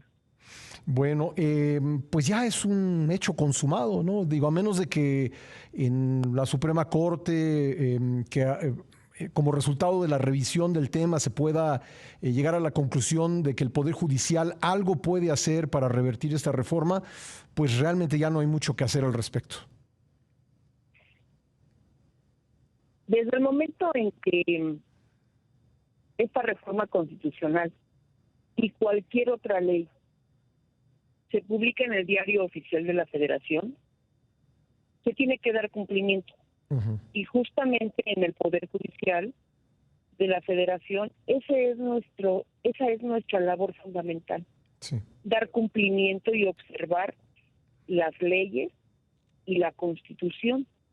Entonces, justamente por esa actividad nuestra es que se empezó a implementar ya el cumplimiento de esta reforma, porque ya es un hecho consumado, o sea, ya la reforma ya está aprobada, ya está publicada en el Diario Oficial, lo cual implica que se le tiene que dar cumplimiento ya.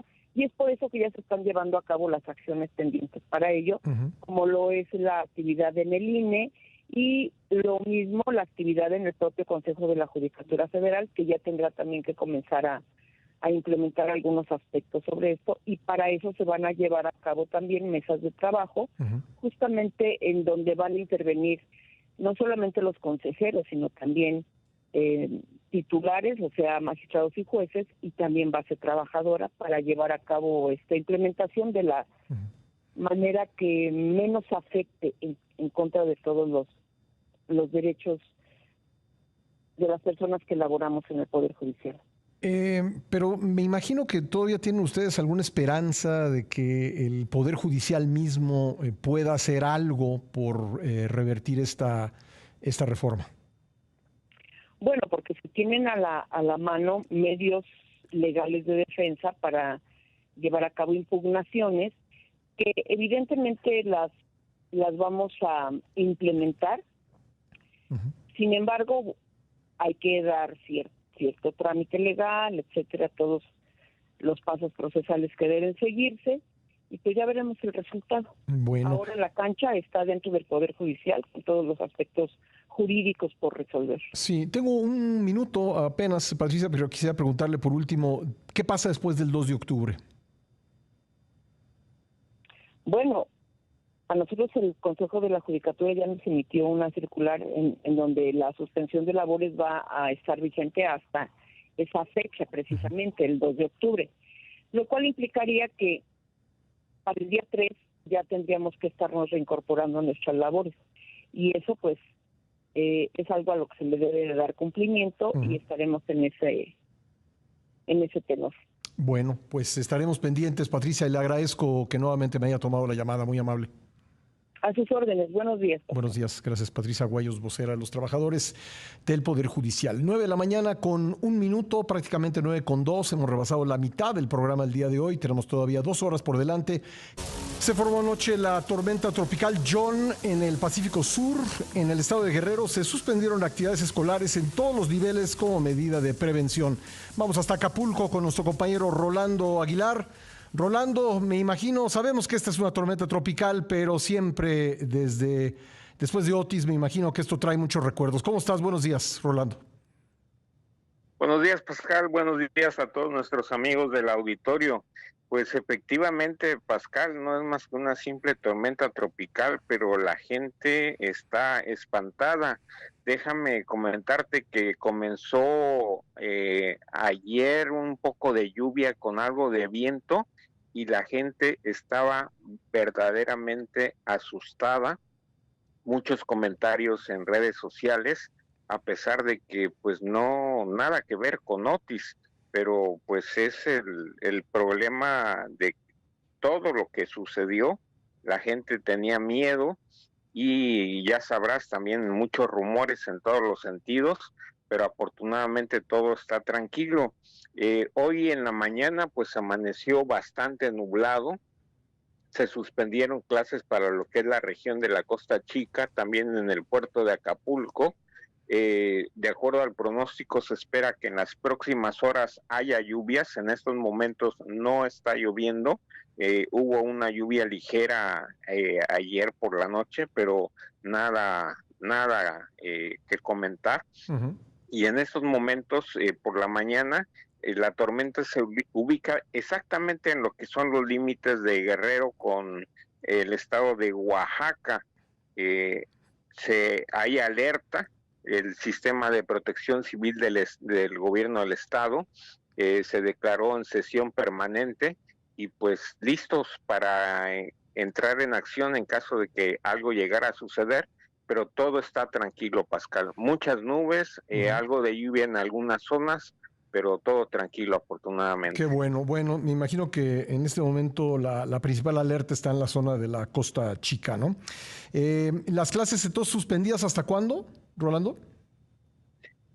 Pues hasta nuevo aviso, Pascal, porque el pronóstico es que en estos momentos esta tormenta se encuentra exactamente en los límites de Guerrero con Oaxaca, y pues sí hay pronóstico de lluvia para las próximas horas. Bueno, estamos pendientes, Rolando, te agradezco la información, un abrazo. Igualmente, buenos días. Buenos días, gracias. Y en vísperas del 10º aniversario de la desaparición de los 43 normalistas de Ayotzinapa en Iguala, Guerrero, la Fiscalía General de la República recapturó en el municipio de San Marcos a Felipe Rodríguez Salgado, alias El Cepillo, señalado como sicario del grupo delictivo Guerreros Unidos, que está implicado en la desaparición de los normalistas. Anteriormente había sido detenido en enero de 2015 como uno de los presuntos autores de la desaparición de los estudiantes. Sin embargo, en septiembre de 2018 fue puesto en libertad junto con otros 7 acusados cuando se comprobó que había sido torturado para declarar.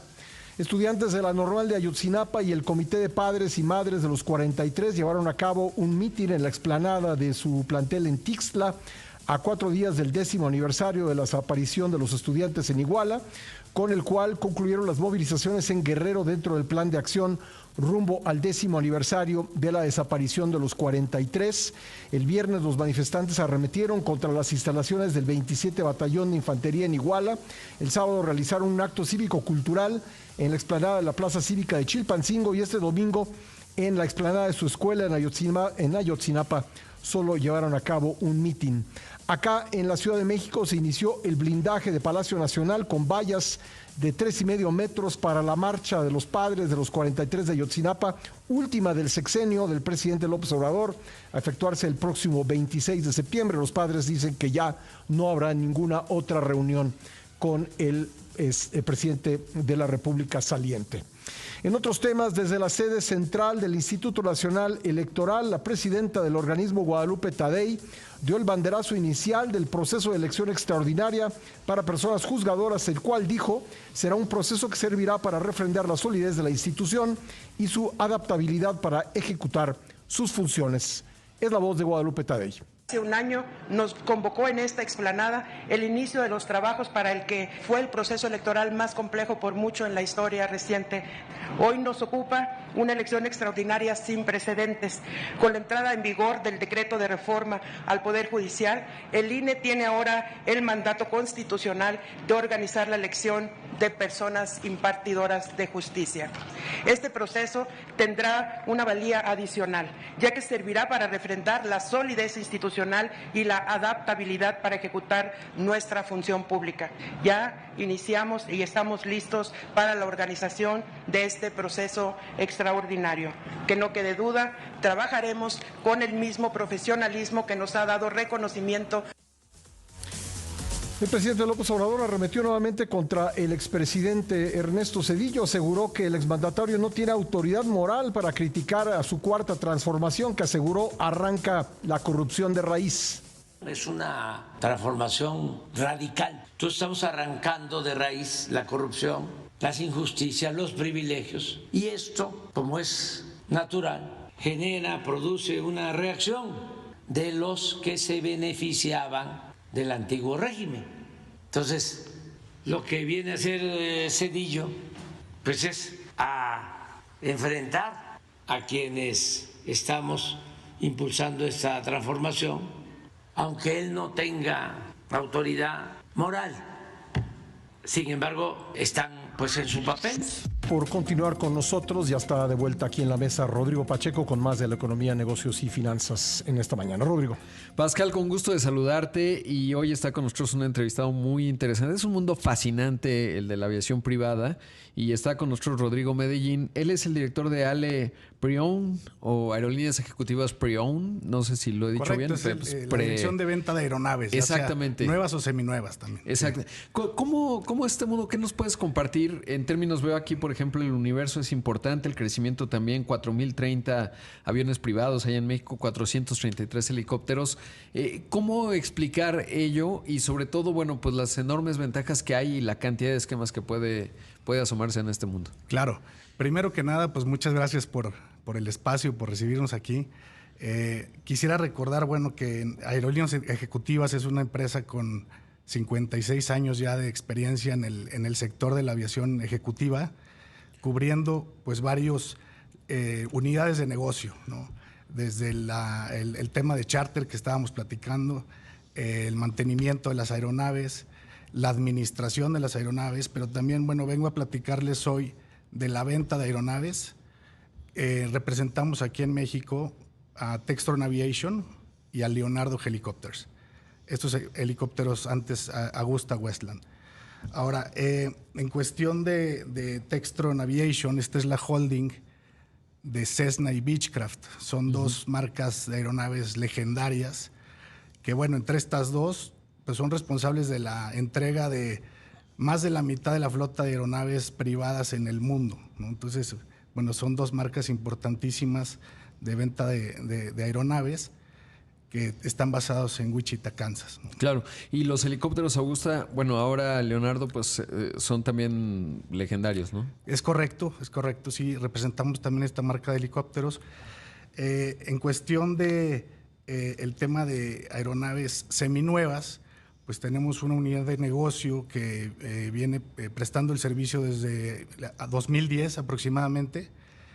Y en este periodo pues se han entregado alrededor de 250 aeronaves, ya sea bueno del extranjero hacia México o de México hacia el extranjero, ¿no? ¿Y cómo explicar la parte en términos de, primero, porque en el contexto de la pandemia mucha gente empezó a descubrir la aviación privada, así es, porque no se podía viajar, etcétera, fue una buena apertura de mercado, digamos, y ahí muchos se dieron cuenta de este mundo que es maravilloso, pero al mismo tiempo, ¿cómo explicar la diferencia cuando dar el paso, digamos, entre tener fraccionado, dependiendo de las necesidades de viaje, a pues ya tener un avión, y luego cuáles son los esquemas, digamos, porque a veces pues lo puedes subarrendar, digamos, ¿no? Si ya eres el dueño, pues lo puedes utilizar, porque no siempre lo vas a estar utilizando 24/7. ¿Cómo funciona y cómo entender eso?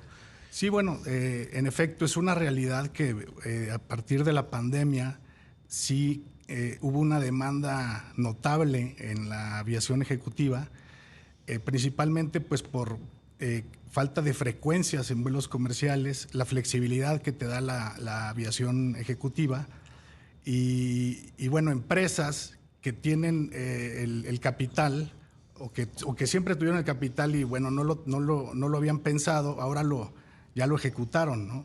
Cada vez más empresas que tienen esta posibilidad pues se acercan con nosotros a buscar un esquema que les convenga, donde pues pueden ellos utilizar el avión solamente para ellos o ponerlo en un sistema de administración donde pueden ellos utilizar sus horas de vuelo y algunas otras horas de vuelo que tengan disponibles pues se ponen en renta al público en general, ¿no? Y tiene un montón de ventajas, ¿no? Porque al final el tiempo es dinero y, por ejemplo, la agilidad de un equipo que puede ir teniendo hasta una junta en un avión en lo que va llegando y obviamente pues el tiempo que se ahorra es infinito, ¿no? En términos de cuando vas en un vuelo comercial, bueno, pues son horas y horas en lo que cruzas los centros concéntricos de seguridad, si el avión sale a tiempo, etcétera, y realmente puede llegar a tener un gran sentido económico para las empresas. Definitivamente, o sea, es una herramienta de trabajo para muchas empresas. Por ejemplo, un grupo grande que tiene sucursales en diferentes partes de México puede visitar 3, 4 sucursales en un día y regresar a dormir a su casa, ¿no? Claro, se puede pagar casi que solo, ¿no? Parece algo muy glamuroso, pero es algo que de verdad tiene un sentido de negocio fundamental. En muchos casos es definitivamente una herramienta de trabajo. Y bueno, si las finanzas de la empresa lo permiten, junto con un esquema de financiamiento que les pueda acomodar, pues hace mucho sentido. Claro, y ahí está la asesoría de ustedes. Rodrigo, ¿dónde los encuentran? Bueno, yo creo que lo más fácil es un correo, info@ale.mx, la página de internet aerolíneasejecutivas.com y con mucho gusto los atendemos. Vale mucho la pena explorar, ser asesorado, porque de verdad que puede tener mucho sentido de negocios para muchas compañías que a lo mejor dicen, no, eso no necesitamos un avión. Y puede resultar que sí, dependiendo del volumen. Definitivamente, sí. Gracias. No, a ustedes, al contrario. Gracias, Rodrigo. En su artículo de este lunes en las páginas editoriales de Excelsior, nuestro compañero y amigo Mario Luis Fuentes escribe que la transformación que anunció el presidente López Obrador se concretó en un hiperpresidencialismo donde absolutamente todo se concentró en torno de su figura. Esto le llevó a una enorme eficacia electoral que prácticamente ha desaparecido a las oposiciones formales y que por otro lado ha generado una relación sui generis con otros actores políticos y económicos más visibles en el país. Y yo creo que uno de esos actores, y me gustaría que fuera el eje de nuestra plática con Mario Luis Fuentes, es la relación con la presidenta electa, próxima presidenta de la República, Claudia Sheinbaum. ¿Cómo estás, Mario Luis? Me da gusto saludarte. Así es, Pascal, creo que todos los analistas políticos o periodísticos hemos dado cuenta de que si algo ha hecho el presidente de una manera, digamos, excepcional, es la concentración de todo el poder en la presidencia de la República, en su persona. Y al hacerlo, como bien dices tú y el artículo lo señala, prescindió, incluso hizo caso omiso de organizaciones, de grupos, y hizo evidente que él es quien tiene la relación con lo que él denomina el pueblo, la población. Y en ese sentido, lo que ha hecho con la presidenta electa es parte de lo mismo. La arropó, déjame usar un adjetivo neutro, la cubrió, la llevó a todos los rincones del país, le enseñó las obras, le mostró lo que se había dicho, lo que faltaba por hacer, le dijo con quién debía hacerlo, en fin, digamos, la envolvió de tal manera que no sabemos cómo la presidenta Sheinbaum en una semana va a operar ese hiperpresidencialismo que está cargado de toda la personalidad de Andrés Manuel. Aprovecho la imagen que acabas de establecer del arropamiento. ¿La arropó o le puso una camisa de fuerza a la próxima presidenta? Bueno, yo diría que la arropó, no dándole más que ningún espacio para que ella manifestara realmente cuál es su personalidad presidencial. Hasta ahora no la hemos visto. Y lo que no sabemos es si la presidenta Sheinbaum va a continuar con ese hiperpresidencialismo. Uh-huh. Con el presidente Andrés Manuel no había gabinete. Él era todo. Sí. Con el presidente no había organizaciones, ni siquiera, digamos, cúpulas. Él hablaba directamente uno a uno. Con el presidente, la relación con los medios fue ríspida a su estilo mañanero. La pregunta es, ¿Claudia Sheinbaum como presidenta va a volver a ese esquema? ¿Lo podrá hacer? El trabajar ella sola, que no se vea el gabinete, que el gabinete no tenga esa intermediación que tenía antes con grupos. Todo pasaba por el presidente. ¿Qué hará Sheinbaum? Son las preguntas que hoy se presentan urgentes para saber cuál es su estilo personal y cómo se desenvuelve sin el arropamiento, sin esta camisa que la cubrió durante estos 6 meses después de la elección. Me queda un minutito, pero preguntarte, ¿es posible reproducir ese hiperpresidencialismo sin tener, porque creo que evidentemente no lo tiene, creo que nadie lo tiene, la personalidad del presidente López Obrador? Yo diría que no, pero si tú ves las imágenes que han construido, esta imagen, digamos, del colegio militar, donde la presidenta Sheinbaum vestida de oscura está firme al lado de él, hay un esfuerzo, déjame reconocerle, de la presidenta Sheinbaum de no desaparecer visualmente. Está tratando de que sea observada como el próximo poder ejecutivo, pero obviamente no podrá repetir porque no tiene ni las características, ni la lenguaje, ni la actitud y construcción de Andrés Manuel. Por eso los actores, digamos, actores sociales y políticos, vamos a estar muy atentos a partir de octubre de saber cómo la presidenta Sheinbaum se desenvuelve sin el arropamiento de Andrés Manuel. Bueno, pues ahí está, muy interesante tu artículo, se lo recomiendo a nuestra audiencia. ¿Qué sigue en la transformación política de México? Muchas gracias, Mario Luis, te mando un abrazo. Bueno. Sí, todavía te escuchamos. Vámonos de vuelta con Pablo Carrillo y más de la información deportiva en esta mañana de lunes. Querido Pablo. Con gusto de saludarte, mi querido Pascal. Amigos, un placer saludarles. Bueno, pues hay temas interesantes. Los Kansas City Chiefs, los jefes de Kansas City, se mantienen invictos luego de que la defensiva hiciera un par de detenciones al final para llevarse el triunfo 22-17 sobre los Halcones de Atlanta. Mahomes, 217 yardas, 2 pases de touchdown a Rice y a Juju Schuster-Smith, mientras que Harrison Butker sumó 3 goles de campo. Los aceleros de Pittsburgh mantienen el invicto, derrotaron 20-10 a los Chargers. Buena actuación de Justin Fields, 25-32, 245 yardas, un touchdown y una intercepción. Ahora se enfrentarán la siguiente semana los Colts, mientras que los Chargers se enfrentarán a los Chiefs. Los Vaqueros de Dallas en plena crisis sumaron su segunda derrota consecutiva, 28-25, caen ante los Cuervos de Baltimore. Derrick Henry fue un verdadero dolor de cabeza para la defensiva de los Cowboys con 25 carreras y un total de 151 yardas. Tenemos actividad esta noche de la NFL, 5:30, tarde-noche. Jaguares de Jacksonville ante los Bills de Buffalo, 6:15. Commanders de Washington visitando a los Bengals de Cincinnati. Vámonos con el Campa, nos tiene información del béisbol de Grandes Ligas. Adelante, Campa. El venezolano Luis Arraez entró de la banca para conectar un hit en la octava entrada que trajo la primera carrera de un rally de 3 con el que los Padres de San Diego vinieron de atrás para vencer 4-2 a los Medias Blancas de Chicago. Arraez habló al final del encuentro. En esos momentos es que uno quiere el turno, en esos momentos es lo que uno quiere hacer las cosas bien.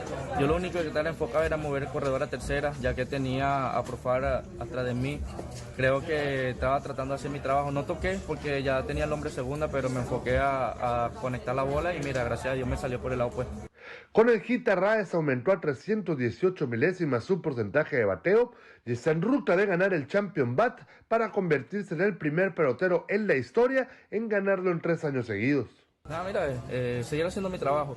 Estamos enfocados en lo personal y con el equipo. Creo que mientras yo aporte mi granito de arena, el equipo va a estar en buena posición. Lo único que tengo que mantenerme sano y en el terreno. Si yo me mantengo en el terreno, creo que puedo hacer muchas cosas. Los Padres están a 3 juegos de distancia de los Dodgers de Los Ángeles en la cima de la División Oeste de la Liga Nacional y justamente mañana arrancan una muy importante serie de 3 juegos visitando a esta novena. Desde San Diego, California, para Imagen, Emanuel Campa. Muchas gracias al buen Emanuel allá en San Diego, California. Vámonos con Cristian Mendoza, nos tiene información del América, rescate el empate ante el Necaxa, pero el América no arranca como quisiera. El América volvió a dar un paso hacia atrás en su camino hacia el tricampeonato. En su visita al Necaxa, rescató un punto de último momento, su primer empate en lo que va del torneo Apertura 2024. Esto es lo que opinó el estratega de las Águilas, André Jardine. Y a partir del momento donde Necaxa, que ya es un equipo que se defiende bien, encuentra un gol a partir de una buena jugada, pero también con una mala suerte de un resbalón de Zen, ahí el juego se complica porque Necaxa pasa a defenderse con prácticamente todos sus hombres. Pero Jardine resaltó así lo positivo de su ida al Estadio Victoria. Algunos jugadores ya recuperando ritmo, como importante el regreso de Diego, empezando de inicio, aún claro, sin todo el ritmo, pero va a agarrar ritmo solamente jugando. El propio Zendejas, me gustó bastante la actuación. Los que entraron, para mí entraron muy bien. Nuevamente Aguirre demostrando mucha fuerza, mucha valentía. Los Rayos lo ganaban desde el minuto 38 con gol de Agustín Palavecino, mientras que Henry Martin hizo la igualada en el tiempo agregado del segundo tiempo. Un partido en el que Necaxa se sintió superior en todo momento, según su entrenador, Eduardo Fentanes. Genera llegadas, lo puede liquidar antes de tiempo. Bueno, no sé si liquidar, porque estos equipos no los matas hasta que no les hagas 3-4 goles, ¿no? Pero podemos ampliar la ventaja claramente en el andar del partido. Su primer jugada peligrosa es de Dávila al 70 y tantos. Para Imagen, Cristian Mendoza. Muchas gracias, Cristian. Mientras que las Chivas sufren un nuevo descalabro, esto pasó en el estadio de Cruz Azul. Adelante, Alejandro. Por segundo fin de semana consecutivo, las Chivas cayeron en el estadio de la Ciudad de los Deportes, en esta ocasión a manos del Cruz Azul. Y a pesar de llevarse la derrota, Guadalajara se va tranquilo, pues sabe que el equipo tiene llegada, aunque no contundencia. Al menos, así lo reveló Antonio Briseño, defensa del Guadalajara. Venimos a hacer buenos partidos, tenemos opciones de gol. O sea, creo que al final lo más importante es crear las jugadas, tenerlas, y yo me preocuparía si no las tuviera. Las tengo. Si no se concreta, es evidente que no vas a ganar. y si recibes gol, pues es evidente que estás menos probable a ganar, ¿no? Pero uno como equipo tiene que levantarse. Creo que hicimos un partido. El Pollo hizo hincapié en que el Guadalajara no se le complican los rivales de la parte alta de la tabla, pues sabe que tanto él como sus compañeros tienen una gran idea en la cancha, solo les falta la finalización. No es que se nos complique contra Juárez, llegamos 5 veces, metimos 4. O sea, ¿sí me entiendes? A veces pasa, ¿no? Que no tienes esa, no quiero decir fortuna, pero ese último toque y, a ver, pegó en el poste la de la hormiga. O sea, no me puede decir le rebote y le quedó ahí. O sea, es cosa de detalles que uno al final de cuentas tiene, que no se concretó, pero si le hubieran metido eso y la otra hormiga, no hubieras dicho esto. Para Imagen, Alejandro Zúñiga. Bueno, pues ahí esta nota de Alex Zúñiga. El Atlas cayó sorpresivamente 1-0 ante el Querétaro, increíble. Más resultados de la jornada 9, triunfo de visita del Pachuca 3-2 en casa del Puebla. León le gana por la mínima al Atlético de San Luis, Monterrey y Mazatlán empataron a 0. Pumas gana de manera agónica a Tijuana 1-0. Santos 2-0 gana a Toluca en lo que considero la sorpresa de la semana.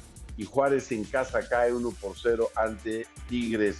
Por cierto que lamentablemente se encendieron las alarmas para el Feyenoord y la selección mexicana, porque Santi Jiménez, el Chaquito, salió lesionado ante el Breda a los 29 minutos por molestias en su pierna derecha. Ya veremos qué dicen los exámenes médicos. Te mando un gran abrazo, Pascal. Otro para ti, Pablo. Todos. Muchas gracias, excelente lunes. Igual, que sea una gran semana. Gracias, Pablo. Muchas gracias. Ahí está Pablo Ante el aumento de las hostilidades de Israel contra el Líbano, el gobierno mexicano, a través de la Secretaría de Relaciones Exteriores, recomendó a connacionales en Líbano salir del país mientras existan vuelos comerciales disponibles. En un comunicado difundido en redes sociales, la Cancillería pidió a los mexicanos que no se han registrado ante la embajada en Beirut que lo hagan mediante un correo electrónico en el que incluyan sus datos personales y un teléfono de contacto. Mexicana de Aviación, el fabricante de aviones Embraer, presentaron el avión modelo E195-E2, que formará parte de la flota de la aerolínea estatal. De acuerdo con el director general de Mexicana, Leobardo Ávila Bojorques, la primera de estas aeronaves llegará en mayo de 2025. A partir de esa fecha y hasta el 2027, arribarán las 19 restantes, por las cuales se pagará en total $750 millones.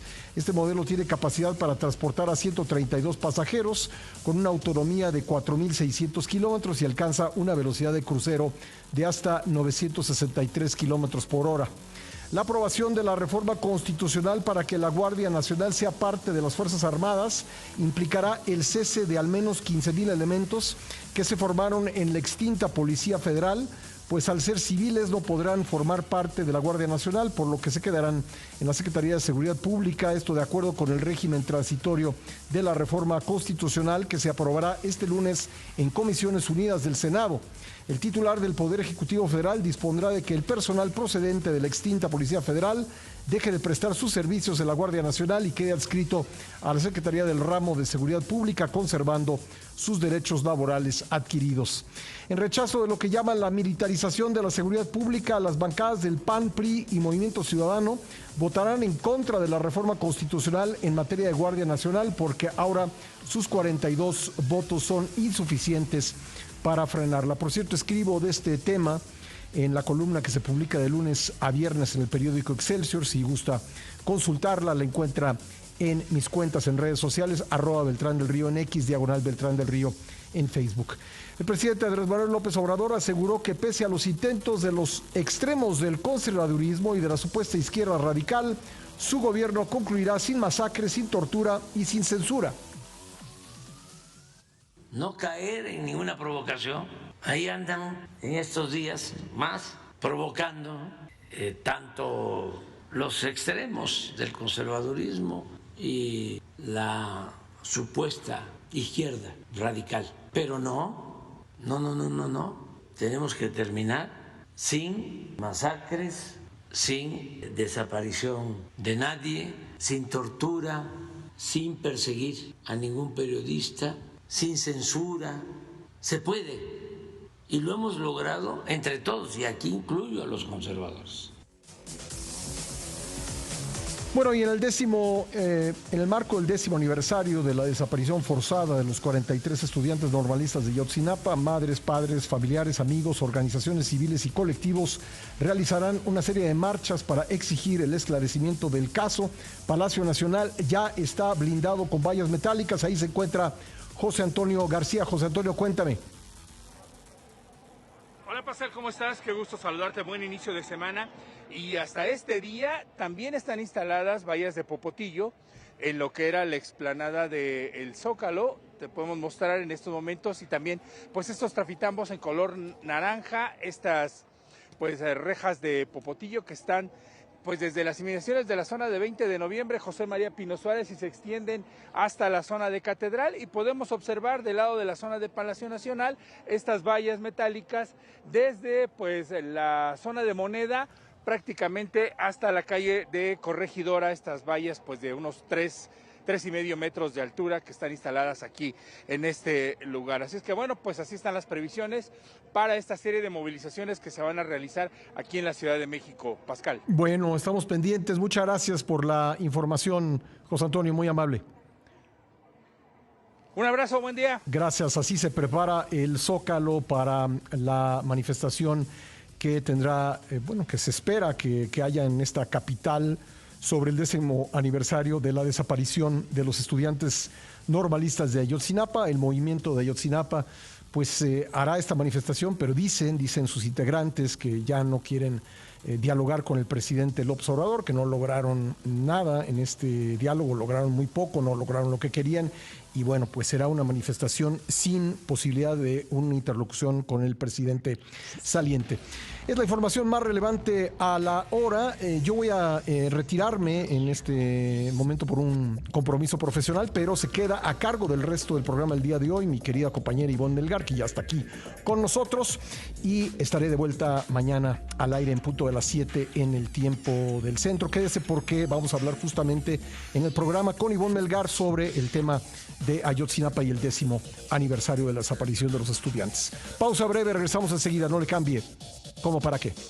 Bueno, esta semana, el 26 de septiembre exactamente, se cumplen 10 años de la desaparición de los normalistas de Ayotzinapa.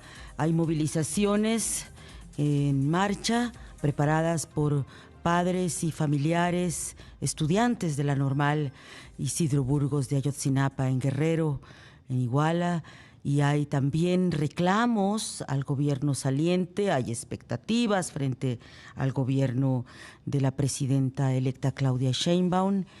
¿Qué son esas expectativas que se espera para conversar de ello? Mucho agradecemos que nos acompañe Clemente Rodríguez, padre del normalista desaparecido Cristian Rodríguez de Lumbren.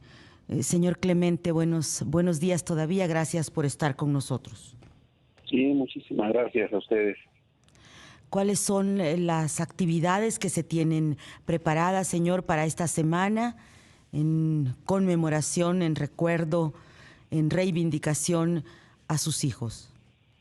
Bueno, primero, antes de nada, agradecerle pues al auditorio, ¿no?, a mucha gente que ha seguido el caso de Ayotzinapa.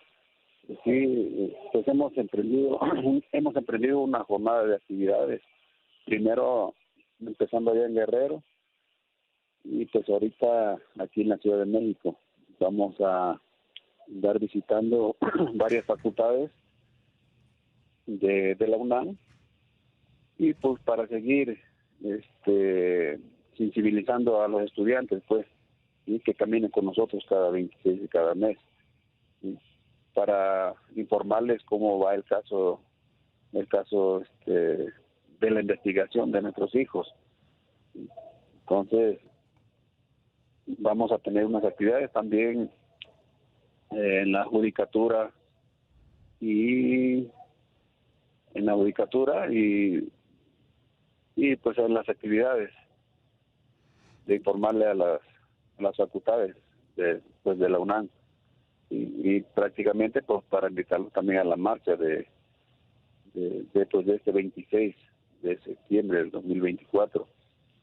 Y no nada más esta marcha, se va a seguir continuando en las movilizaciones.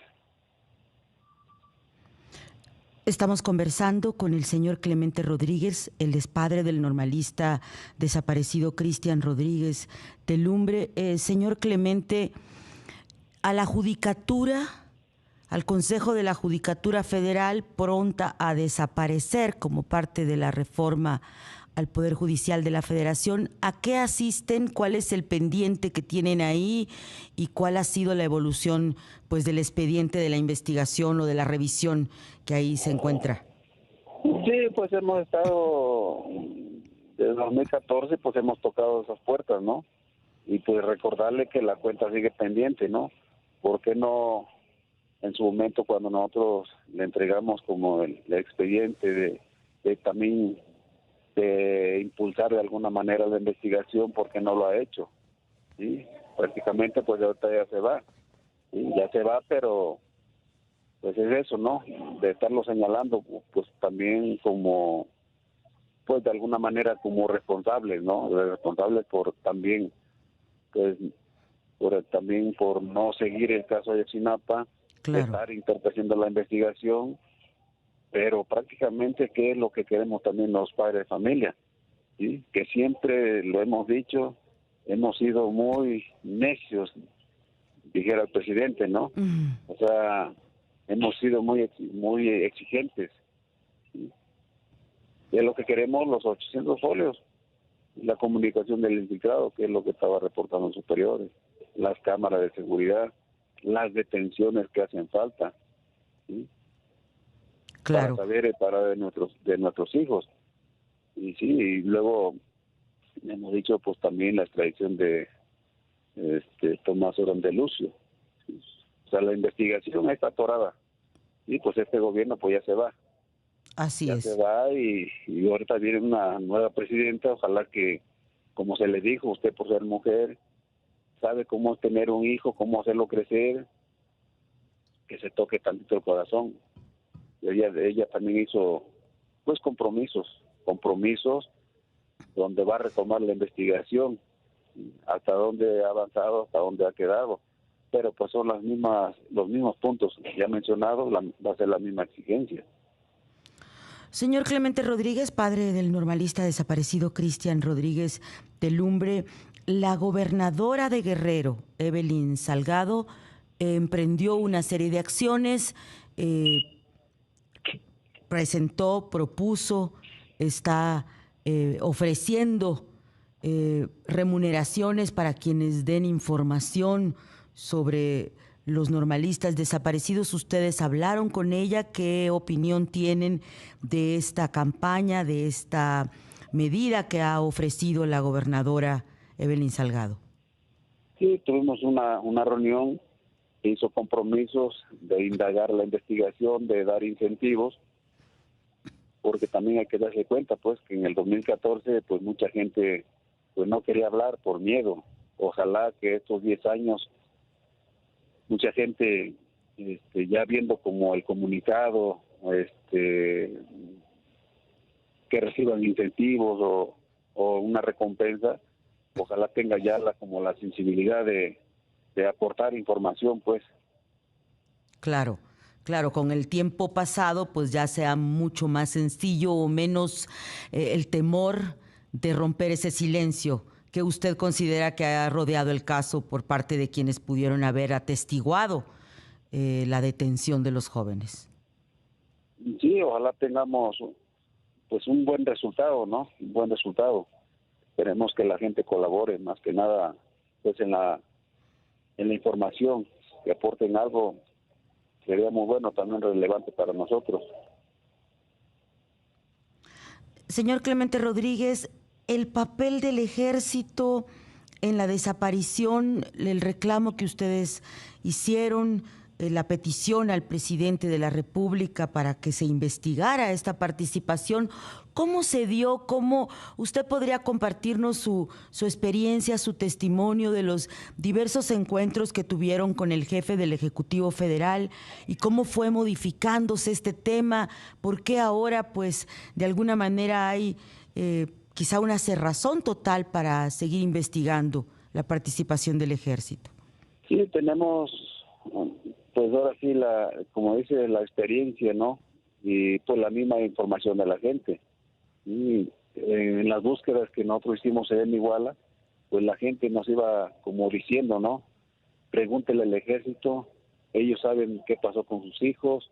Y cuando nosotros andamos a Iguala y recabamos información de la misma gente, pues decían que los militares donde asesinaron a Julio César Mondragón Fontes, pues dicen que llegó el Ejército, llegó a limpiar la escena, limpió todos los casquillos, ¿sí? Eso es testimonio de la gente, pero no hay como una prueba que yo tenga, porque tengamos, lo dice el presidente, y cuando nosotros empezamos a mencionar que el Ejército es culpable, dice el presidente, bueno, si ustedes tienen algo de pruebas, pues pónganmelos aquí en la mesa y vamos a hacer las detenciones correspondientes. Pues no las tenemos. ¿Por qué? Porque las cámaras de seguridad que en ese momento estaban activos, pues ya no parecen, están destruidos. ¿Sí? Así nada más es testimonio de la gente. O sea, no tenemos una prueba como tal. Por eso el caso pues no puede avanzar. Íbamos caminando bien, pero cuando hacemos señalamiento del Ejército, pues el presidente ya pues nos da otra cara, ¿sí? Ya se muestra diferente, ¿sí? Pues a limpiar la imagen del Ejército, protegerlos capa y espada, y nosotros no estamos conformes, ¿sí? O sea, que estén ahí como protegiendo entre ellos mismos, pues, porque hay intereses de por medio, así lo veo yo. Y en este sentido, señor Clemente Rodríguez, estamos conversando con el padre del normalista desaparecido Cristian Rodríguez Telumbre. En este sentido, este punto que usted bien nos describe ha sido el asunto de conflicto, de diferencia en las conversaciones, encuentros que ustedes tuvieron con el presidente de México.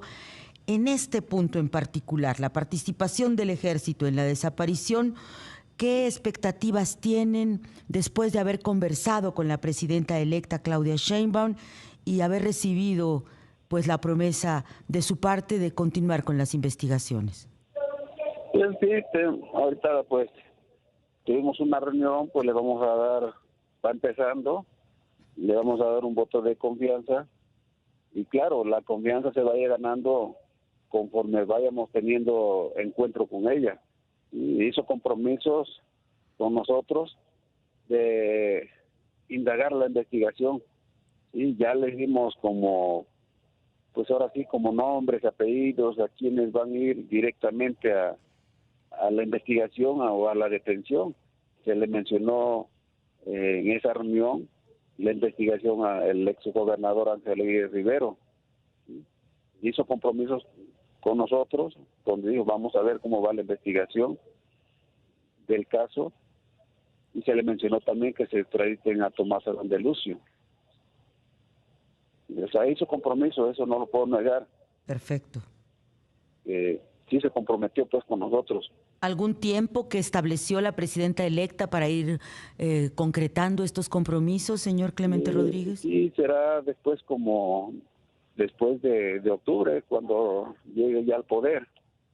Sí, nos va a convocar y ya vamos a tener una reunión con ella. Y para hacer como, ¿cómo se le puede decir? Como los planes de trabajo, pues. Pues muchas gracias por estar esta mañana con nosotros, señor Clemente Rodríguez. Estamos pendientes y en contacto con la información que generen en los próximos días, y que tengan éxito en sus gestiones de esta semana. Sí, muchas gracias. Y pues invitarle a toda la gente a esta marcha del Ángel al Zócalo, y pues las marchas que sigan también, pues contar con contar con todos los mexicanos, pues. Del Ángel al Zócalo el jueves 26, Sí, ¿a partir de qué hora, señor Clemente? 4 de la tarde. Muy bien, pues muchas gracias por la información, buen día y seguimos en contacto. Sí, muchas gracias.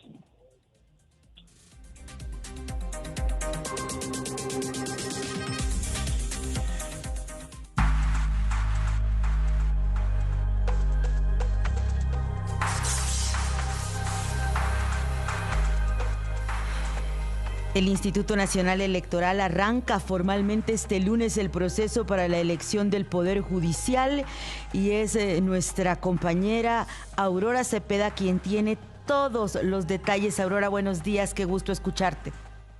Ivonne, buenos días a todo el auditorio. Pues efectivamente está este proceso electoral inédito que nunca antes pues había ocurrido en nuestro país. Arranca el día de hoy con su organización por parte del Instituto Nacional Electoral, con muchas más dudas e incertidumbres que certezas.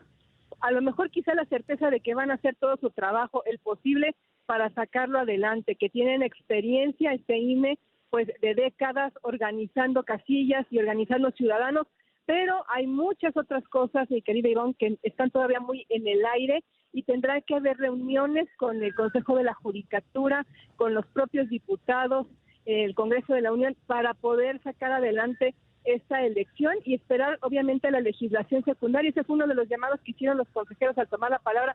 Le pidieron a los diputados que por favor a la brevedad les manden la legislación secundaria y por supuesto que pues tomen en cuenta un presupuesto suficiente, sí con austeridad, con medida, pero sí suficiente para que se pueda organizar esta elección. Aurora, querida, son muchas las dudas. ¿Podrías aguantarnos el corte y regresamos contigo? Porque en particular tengo muchísimas dudas. Ya me imagino afuera. Gracias. Claro que sí.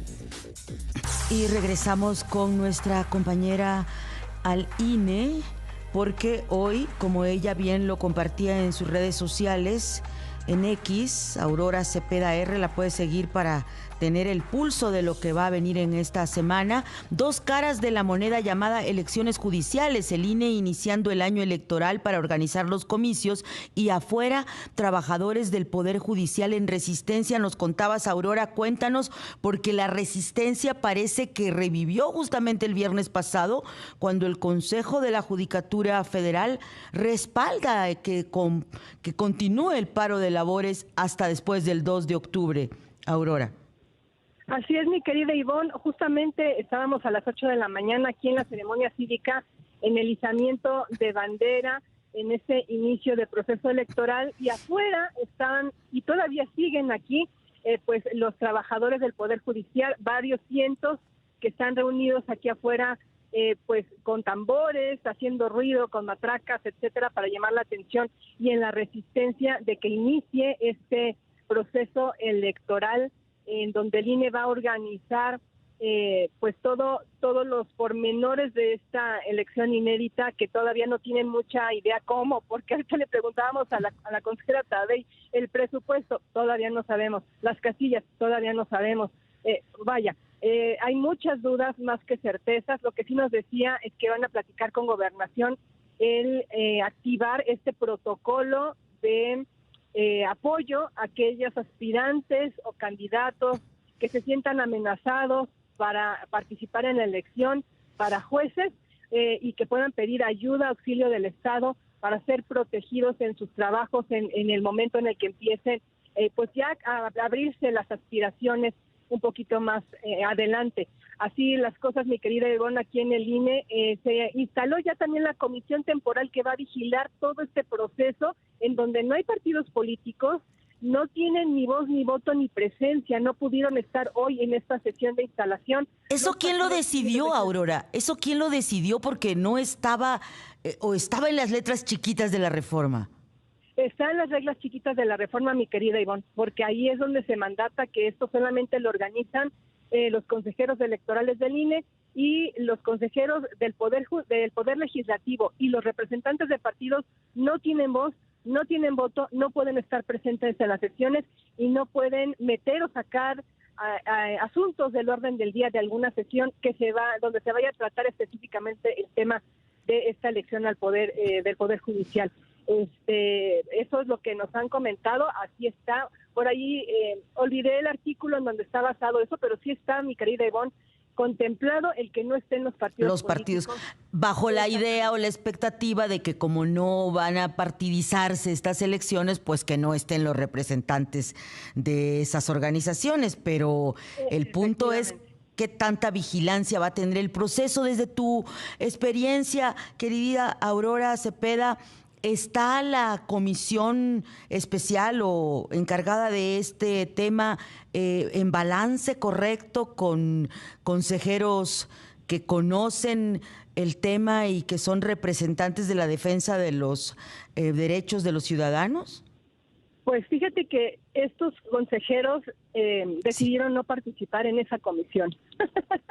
Estos consejeros se hicieron de un lado y dejaron solamente a consejeros más afines a Guadalupe Tadei. ¿Por qué? Porque todo este proceso nuevo va a tener que consultarse y tener una comunicación muy directa con la presidencia del Instituto Nacional Electoral, encabezada por Guadalupe Tadei. Y bueno, pues tú sabes que no hay como una relación muy buena, muy cordial, nada más institucional, pero nada más, entre consejeros pues que anteriormente estaban aquí en el INE y consejeros que llegaron posteriormente en la última elección, en selección de consejerías. Entonces, hasta Jorge Montaño como presidente y como integrantes Norma Irene de la Cruz, Ritabel López Vences, ellos son 3 consejeros que tienen una buena comunicación con la presidenta Guadalupe Tadei. Norma Irene de la Cruz es de las que tiene un poquito más de experiencia que los otros 2, pero a final de cuentas, pues ahí va a estar la comunicación entre ellos. Ellos son los que van a organizar, ellos son los que van a proponer las decisiones, ellos van a estar a cargo realmente de esta elección. Muchísimas gracias por este reporte, querida Aurora Cepeda, y seguiremos en contacto con tu crónica desde el INE. Claro que sí, Ivonne, buenos días. Buenos días. Y en la sección de historias que inspiran y que nos unifican, originaria del pueblo de Santa María Tlahuitoltepec, en la Sierra Oaxaqueña, María Reina, soprano de origen mije, ha conquistado los escenarios de Nueva York y es nuestra querida cronista, reportera Claudia Solera quien nos cuenta esta gran historia. Décadas atrás, en Santa María Tlahuitoltepec, Sierra Norte de Oaxaca y cuna de sones mijes, la música estaba reservada para los hombres. Ahora, mujeres y niñas dejaron de ser solo musas y se convirtieron en compositoras y exponentes. De allí salió María Reina, la soprano mije más reconocida a nivel mundial. Antes de pisar los escenarios en ciudades como Nueva York, la primera parada de María Reina fue Guadalajara, luego de decidir salir de Tlahui. De empleada doméstica fue con lo que después de 2 años logró ahorrar para pagar sus primeras clases de canto. Pero, ¿cuál fue el origen de esa ruta que llevó a María Reina a cruzar las montañas de la Sierra Norte de Oaxaca hacia Nueva York y transformar su legado campesino para cumplir su sueño de ser un artista y pisar los escenarios más importantes del mundo? Además, desde los 8 años, cuando María Reina se integró al coro de su primaria, su maestro de canto la alentó a ser un artista. Esa lección de conquistar sus sueños a través de su talento la puso constantemente a prueba, desde que salió de Tlahui con un papelito en la mano escrito en mije, donde venían las instrucciones de cómo llegar a Guadalajara. Hubo ocasiones en las que se olvidó que dentro de ella había una soprano. Ya habiendo llegado lejos y tomando clases de canto en Guadalajara, con su mentor Joaquín Garzón, quiso renunciar. Don Joaquín Garzón, para alentarla a seguir, le confesó que había mucha gente que creía en ella. La otra estrategia que su maestro Joaquín Garzón le recomendó seguir para sacar su voz fue confiar en ella y contactar con sus raíces. Por primera vez, María Reina comienza a cantar en su lengua materna. Ahora, María Reina canta en 15 de las 18 lenguas indígenas que hay en México, como maya, mixteco, zapoteco, náhuatl. Después de que María Reina pisó los escenarios en Nueva York en 2023, su nueva meta es seguir su carrera internacional y dar un mensaje a las niñas de su comunidad. Para Grupo Imagen, Claudia Solera. Agenda de la semana con Fabiola Guarneros.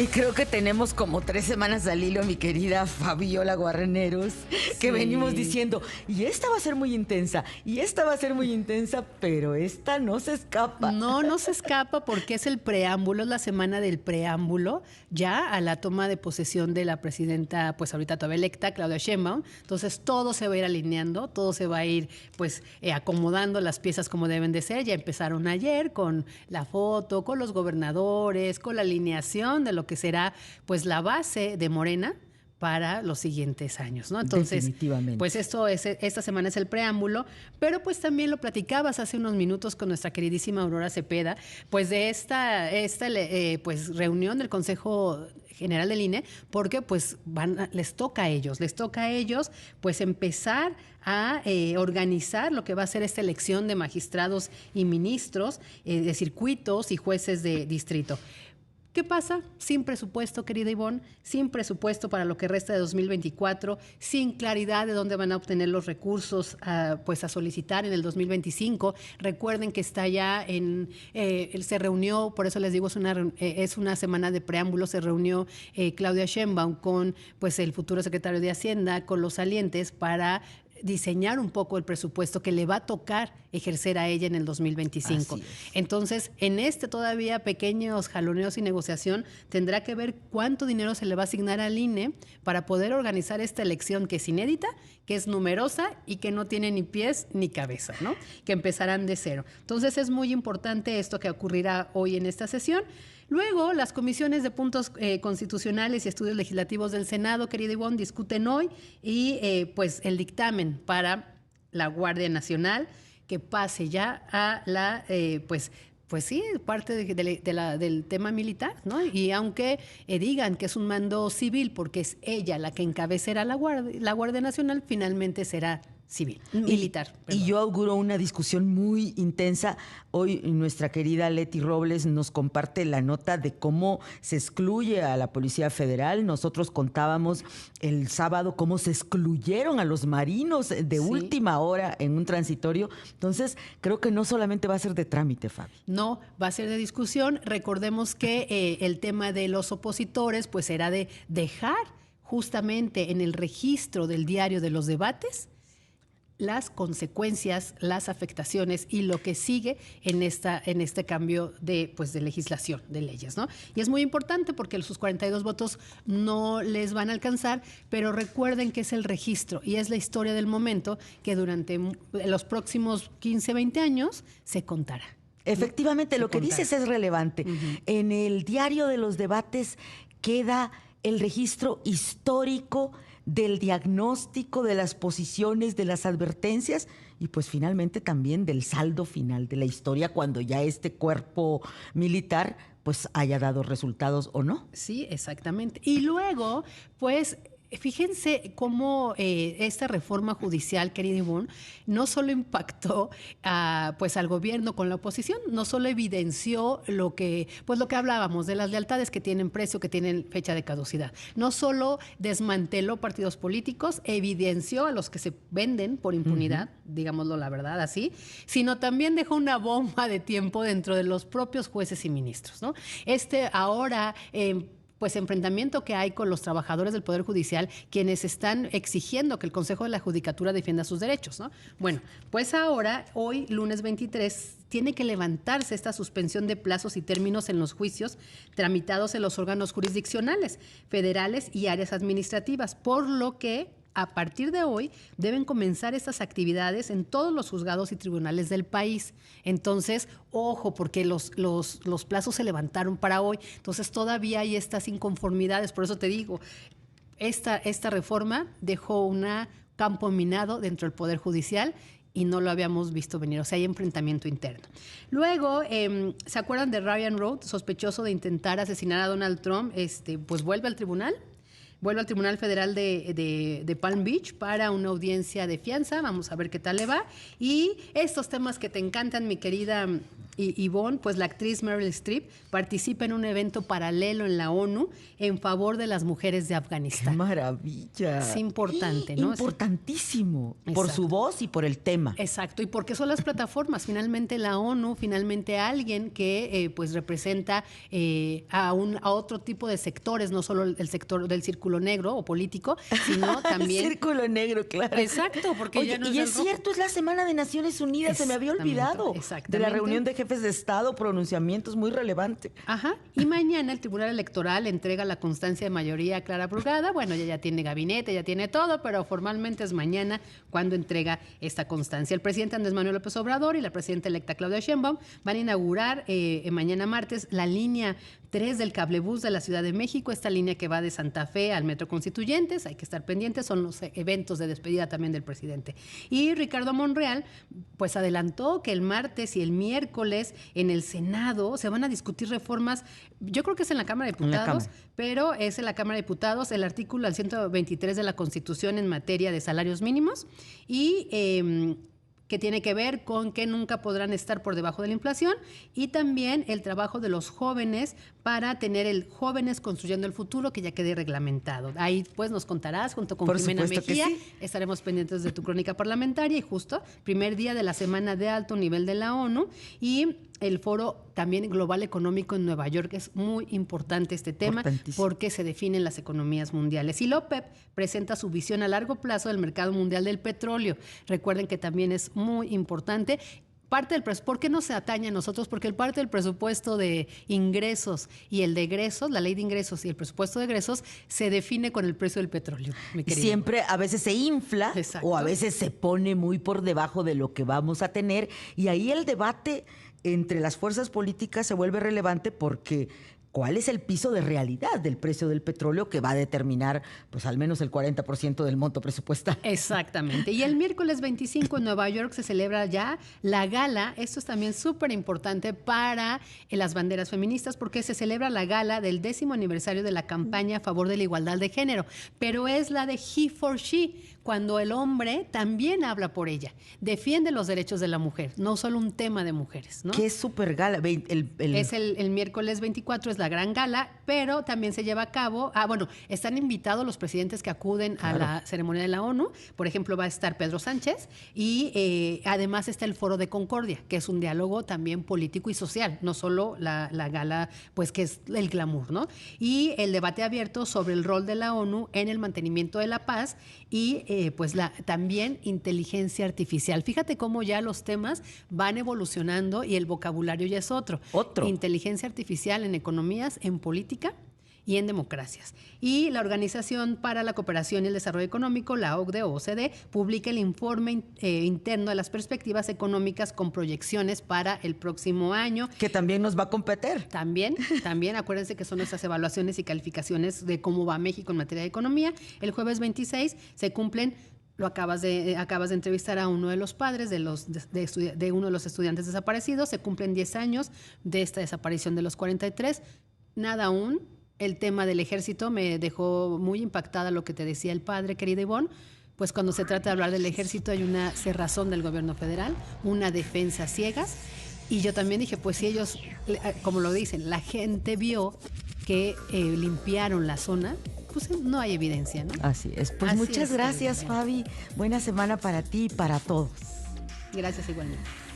Nos despedimos y mañana nuevamente aquí arranca Pascal Beltrán del Río. Buen día.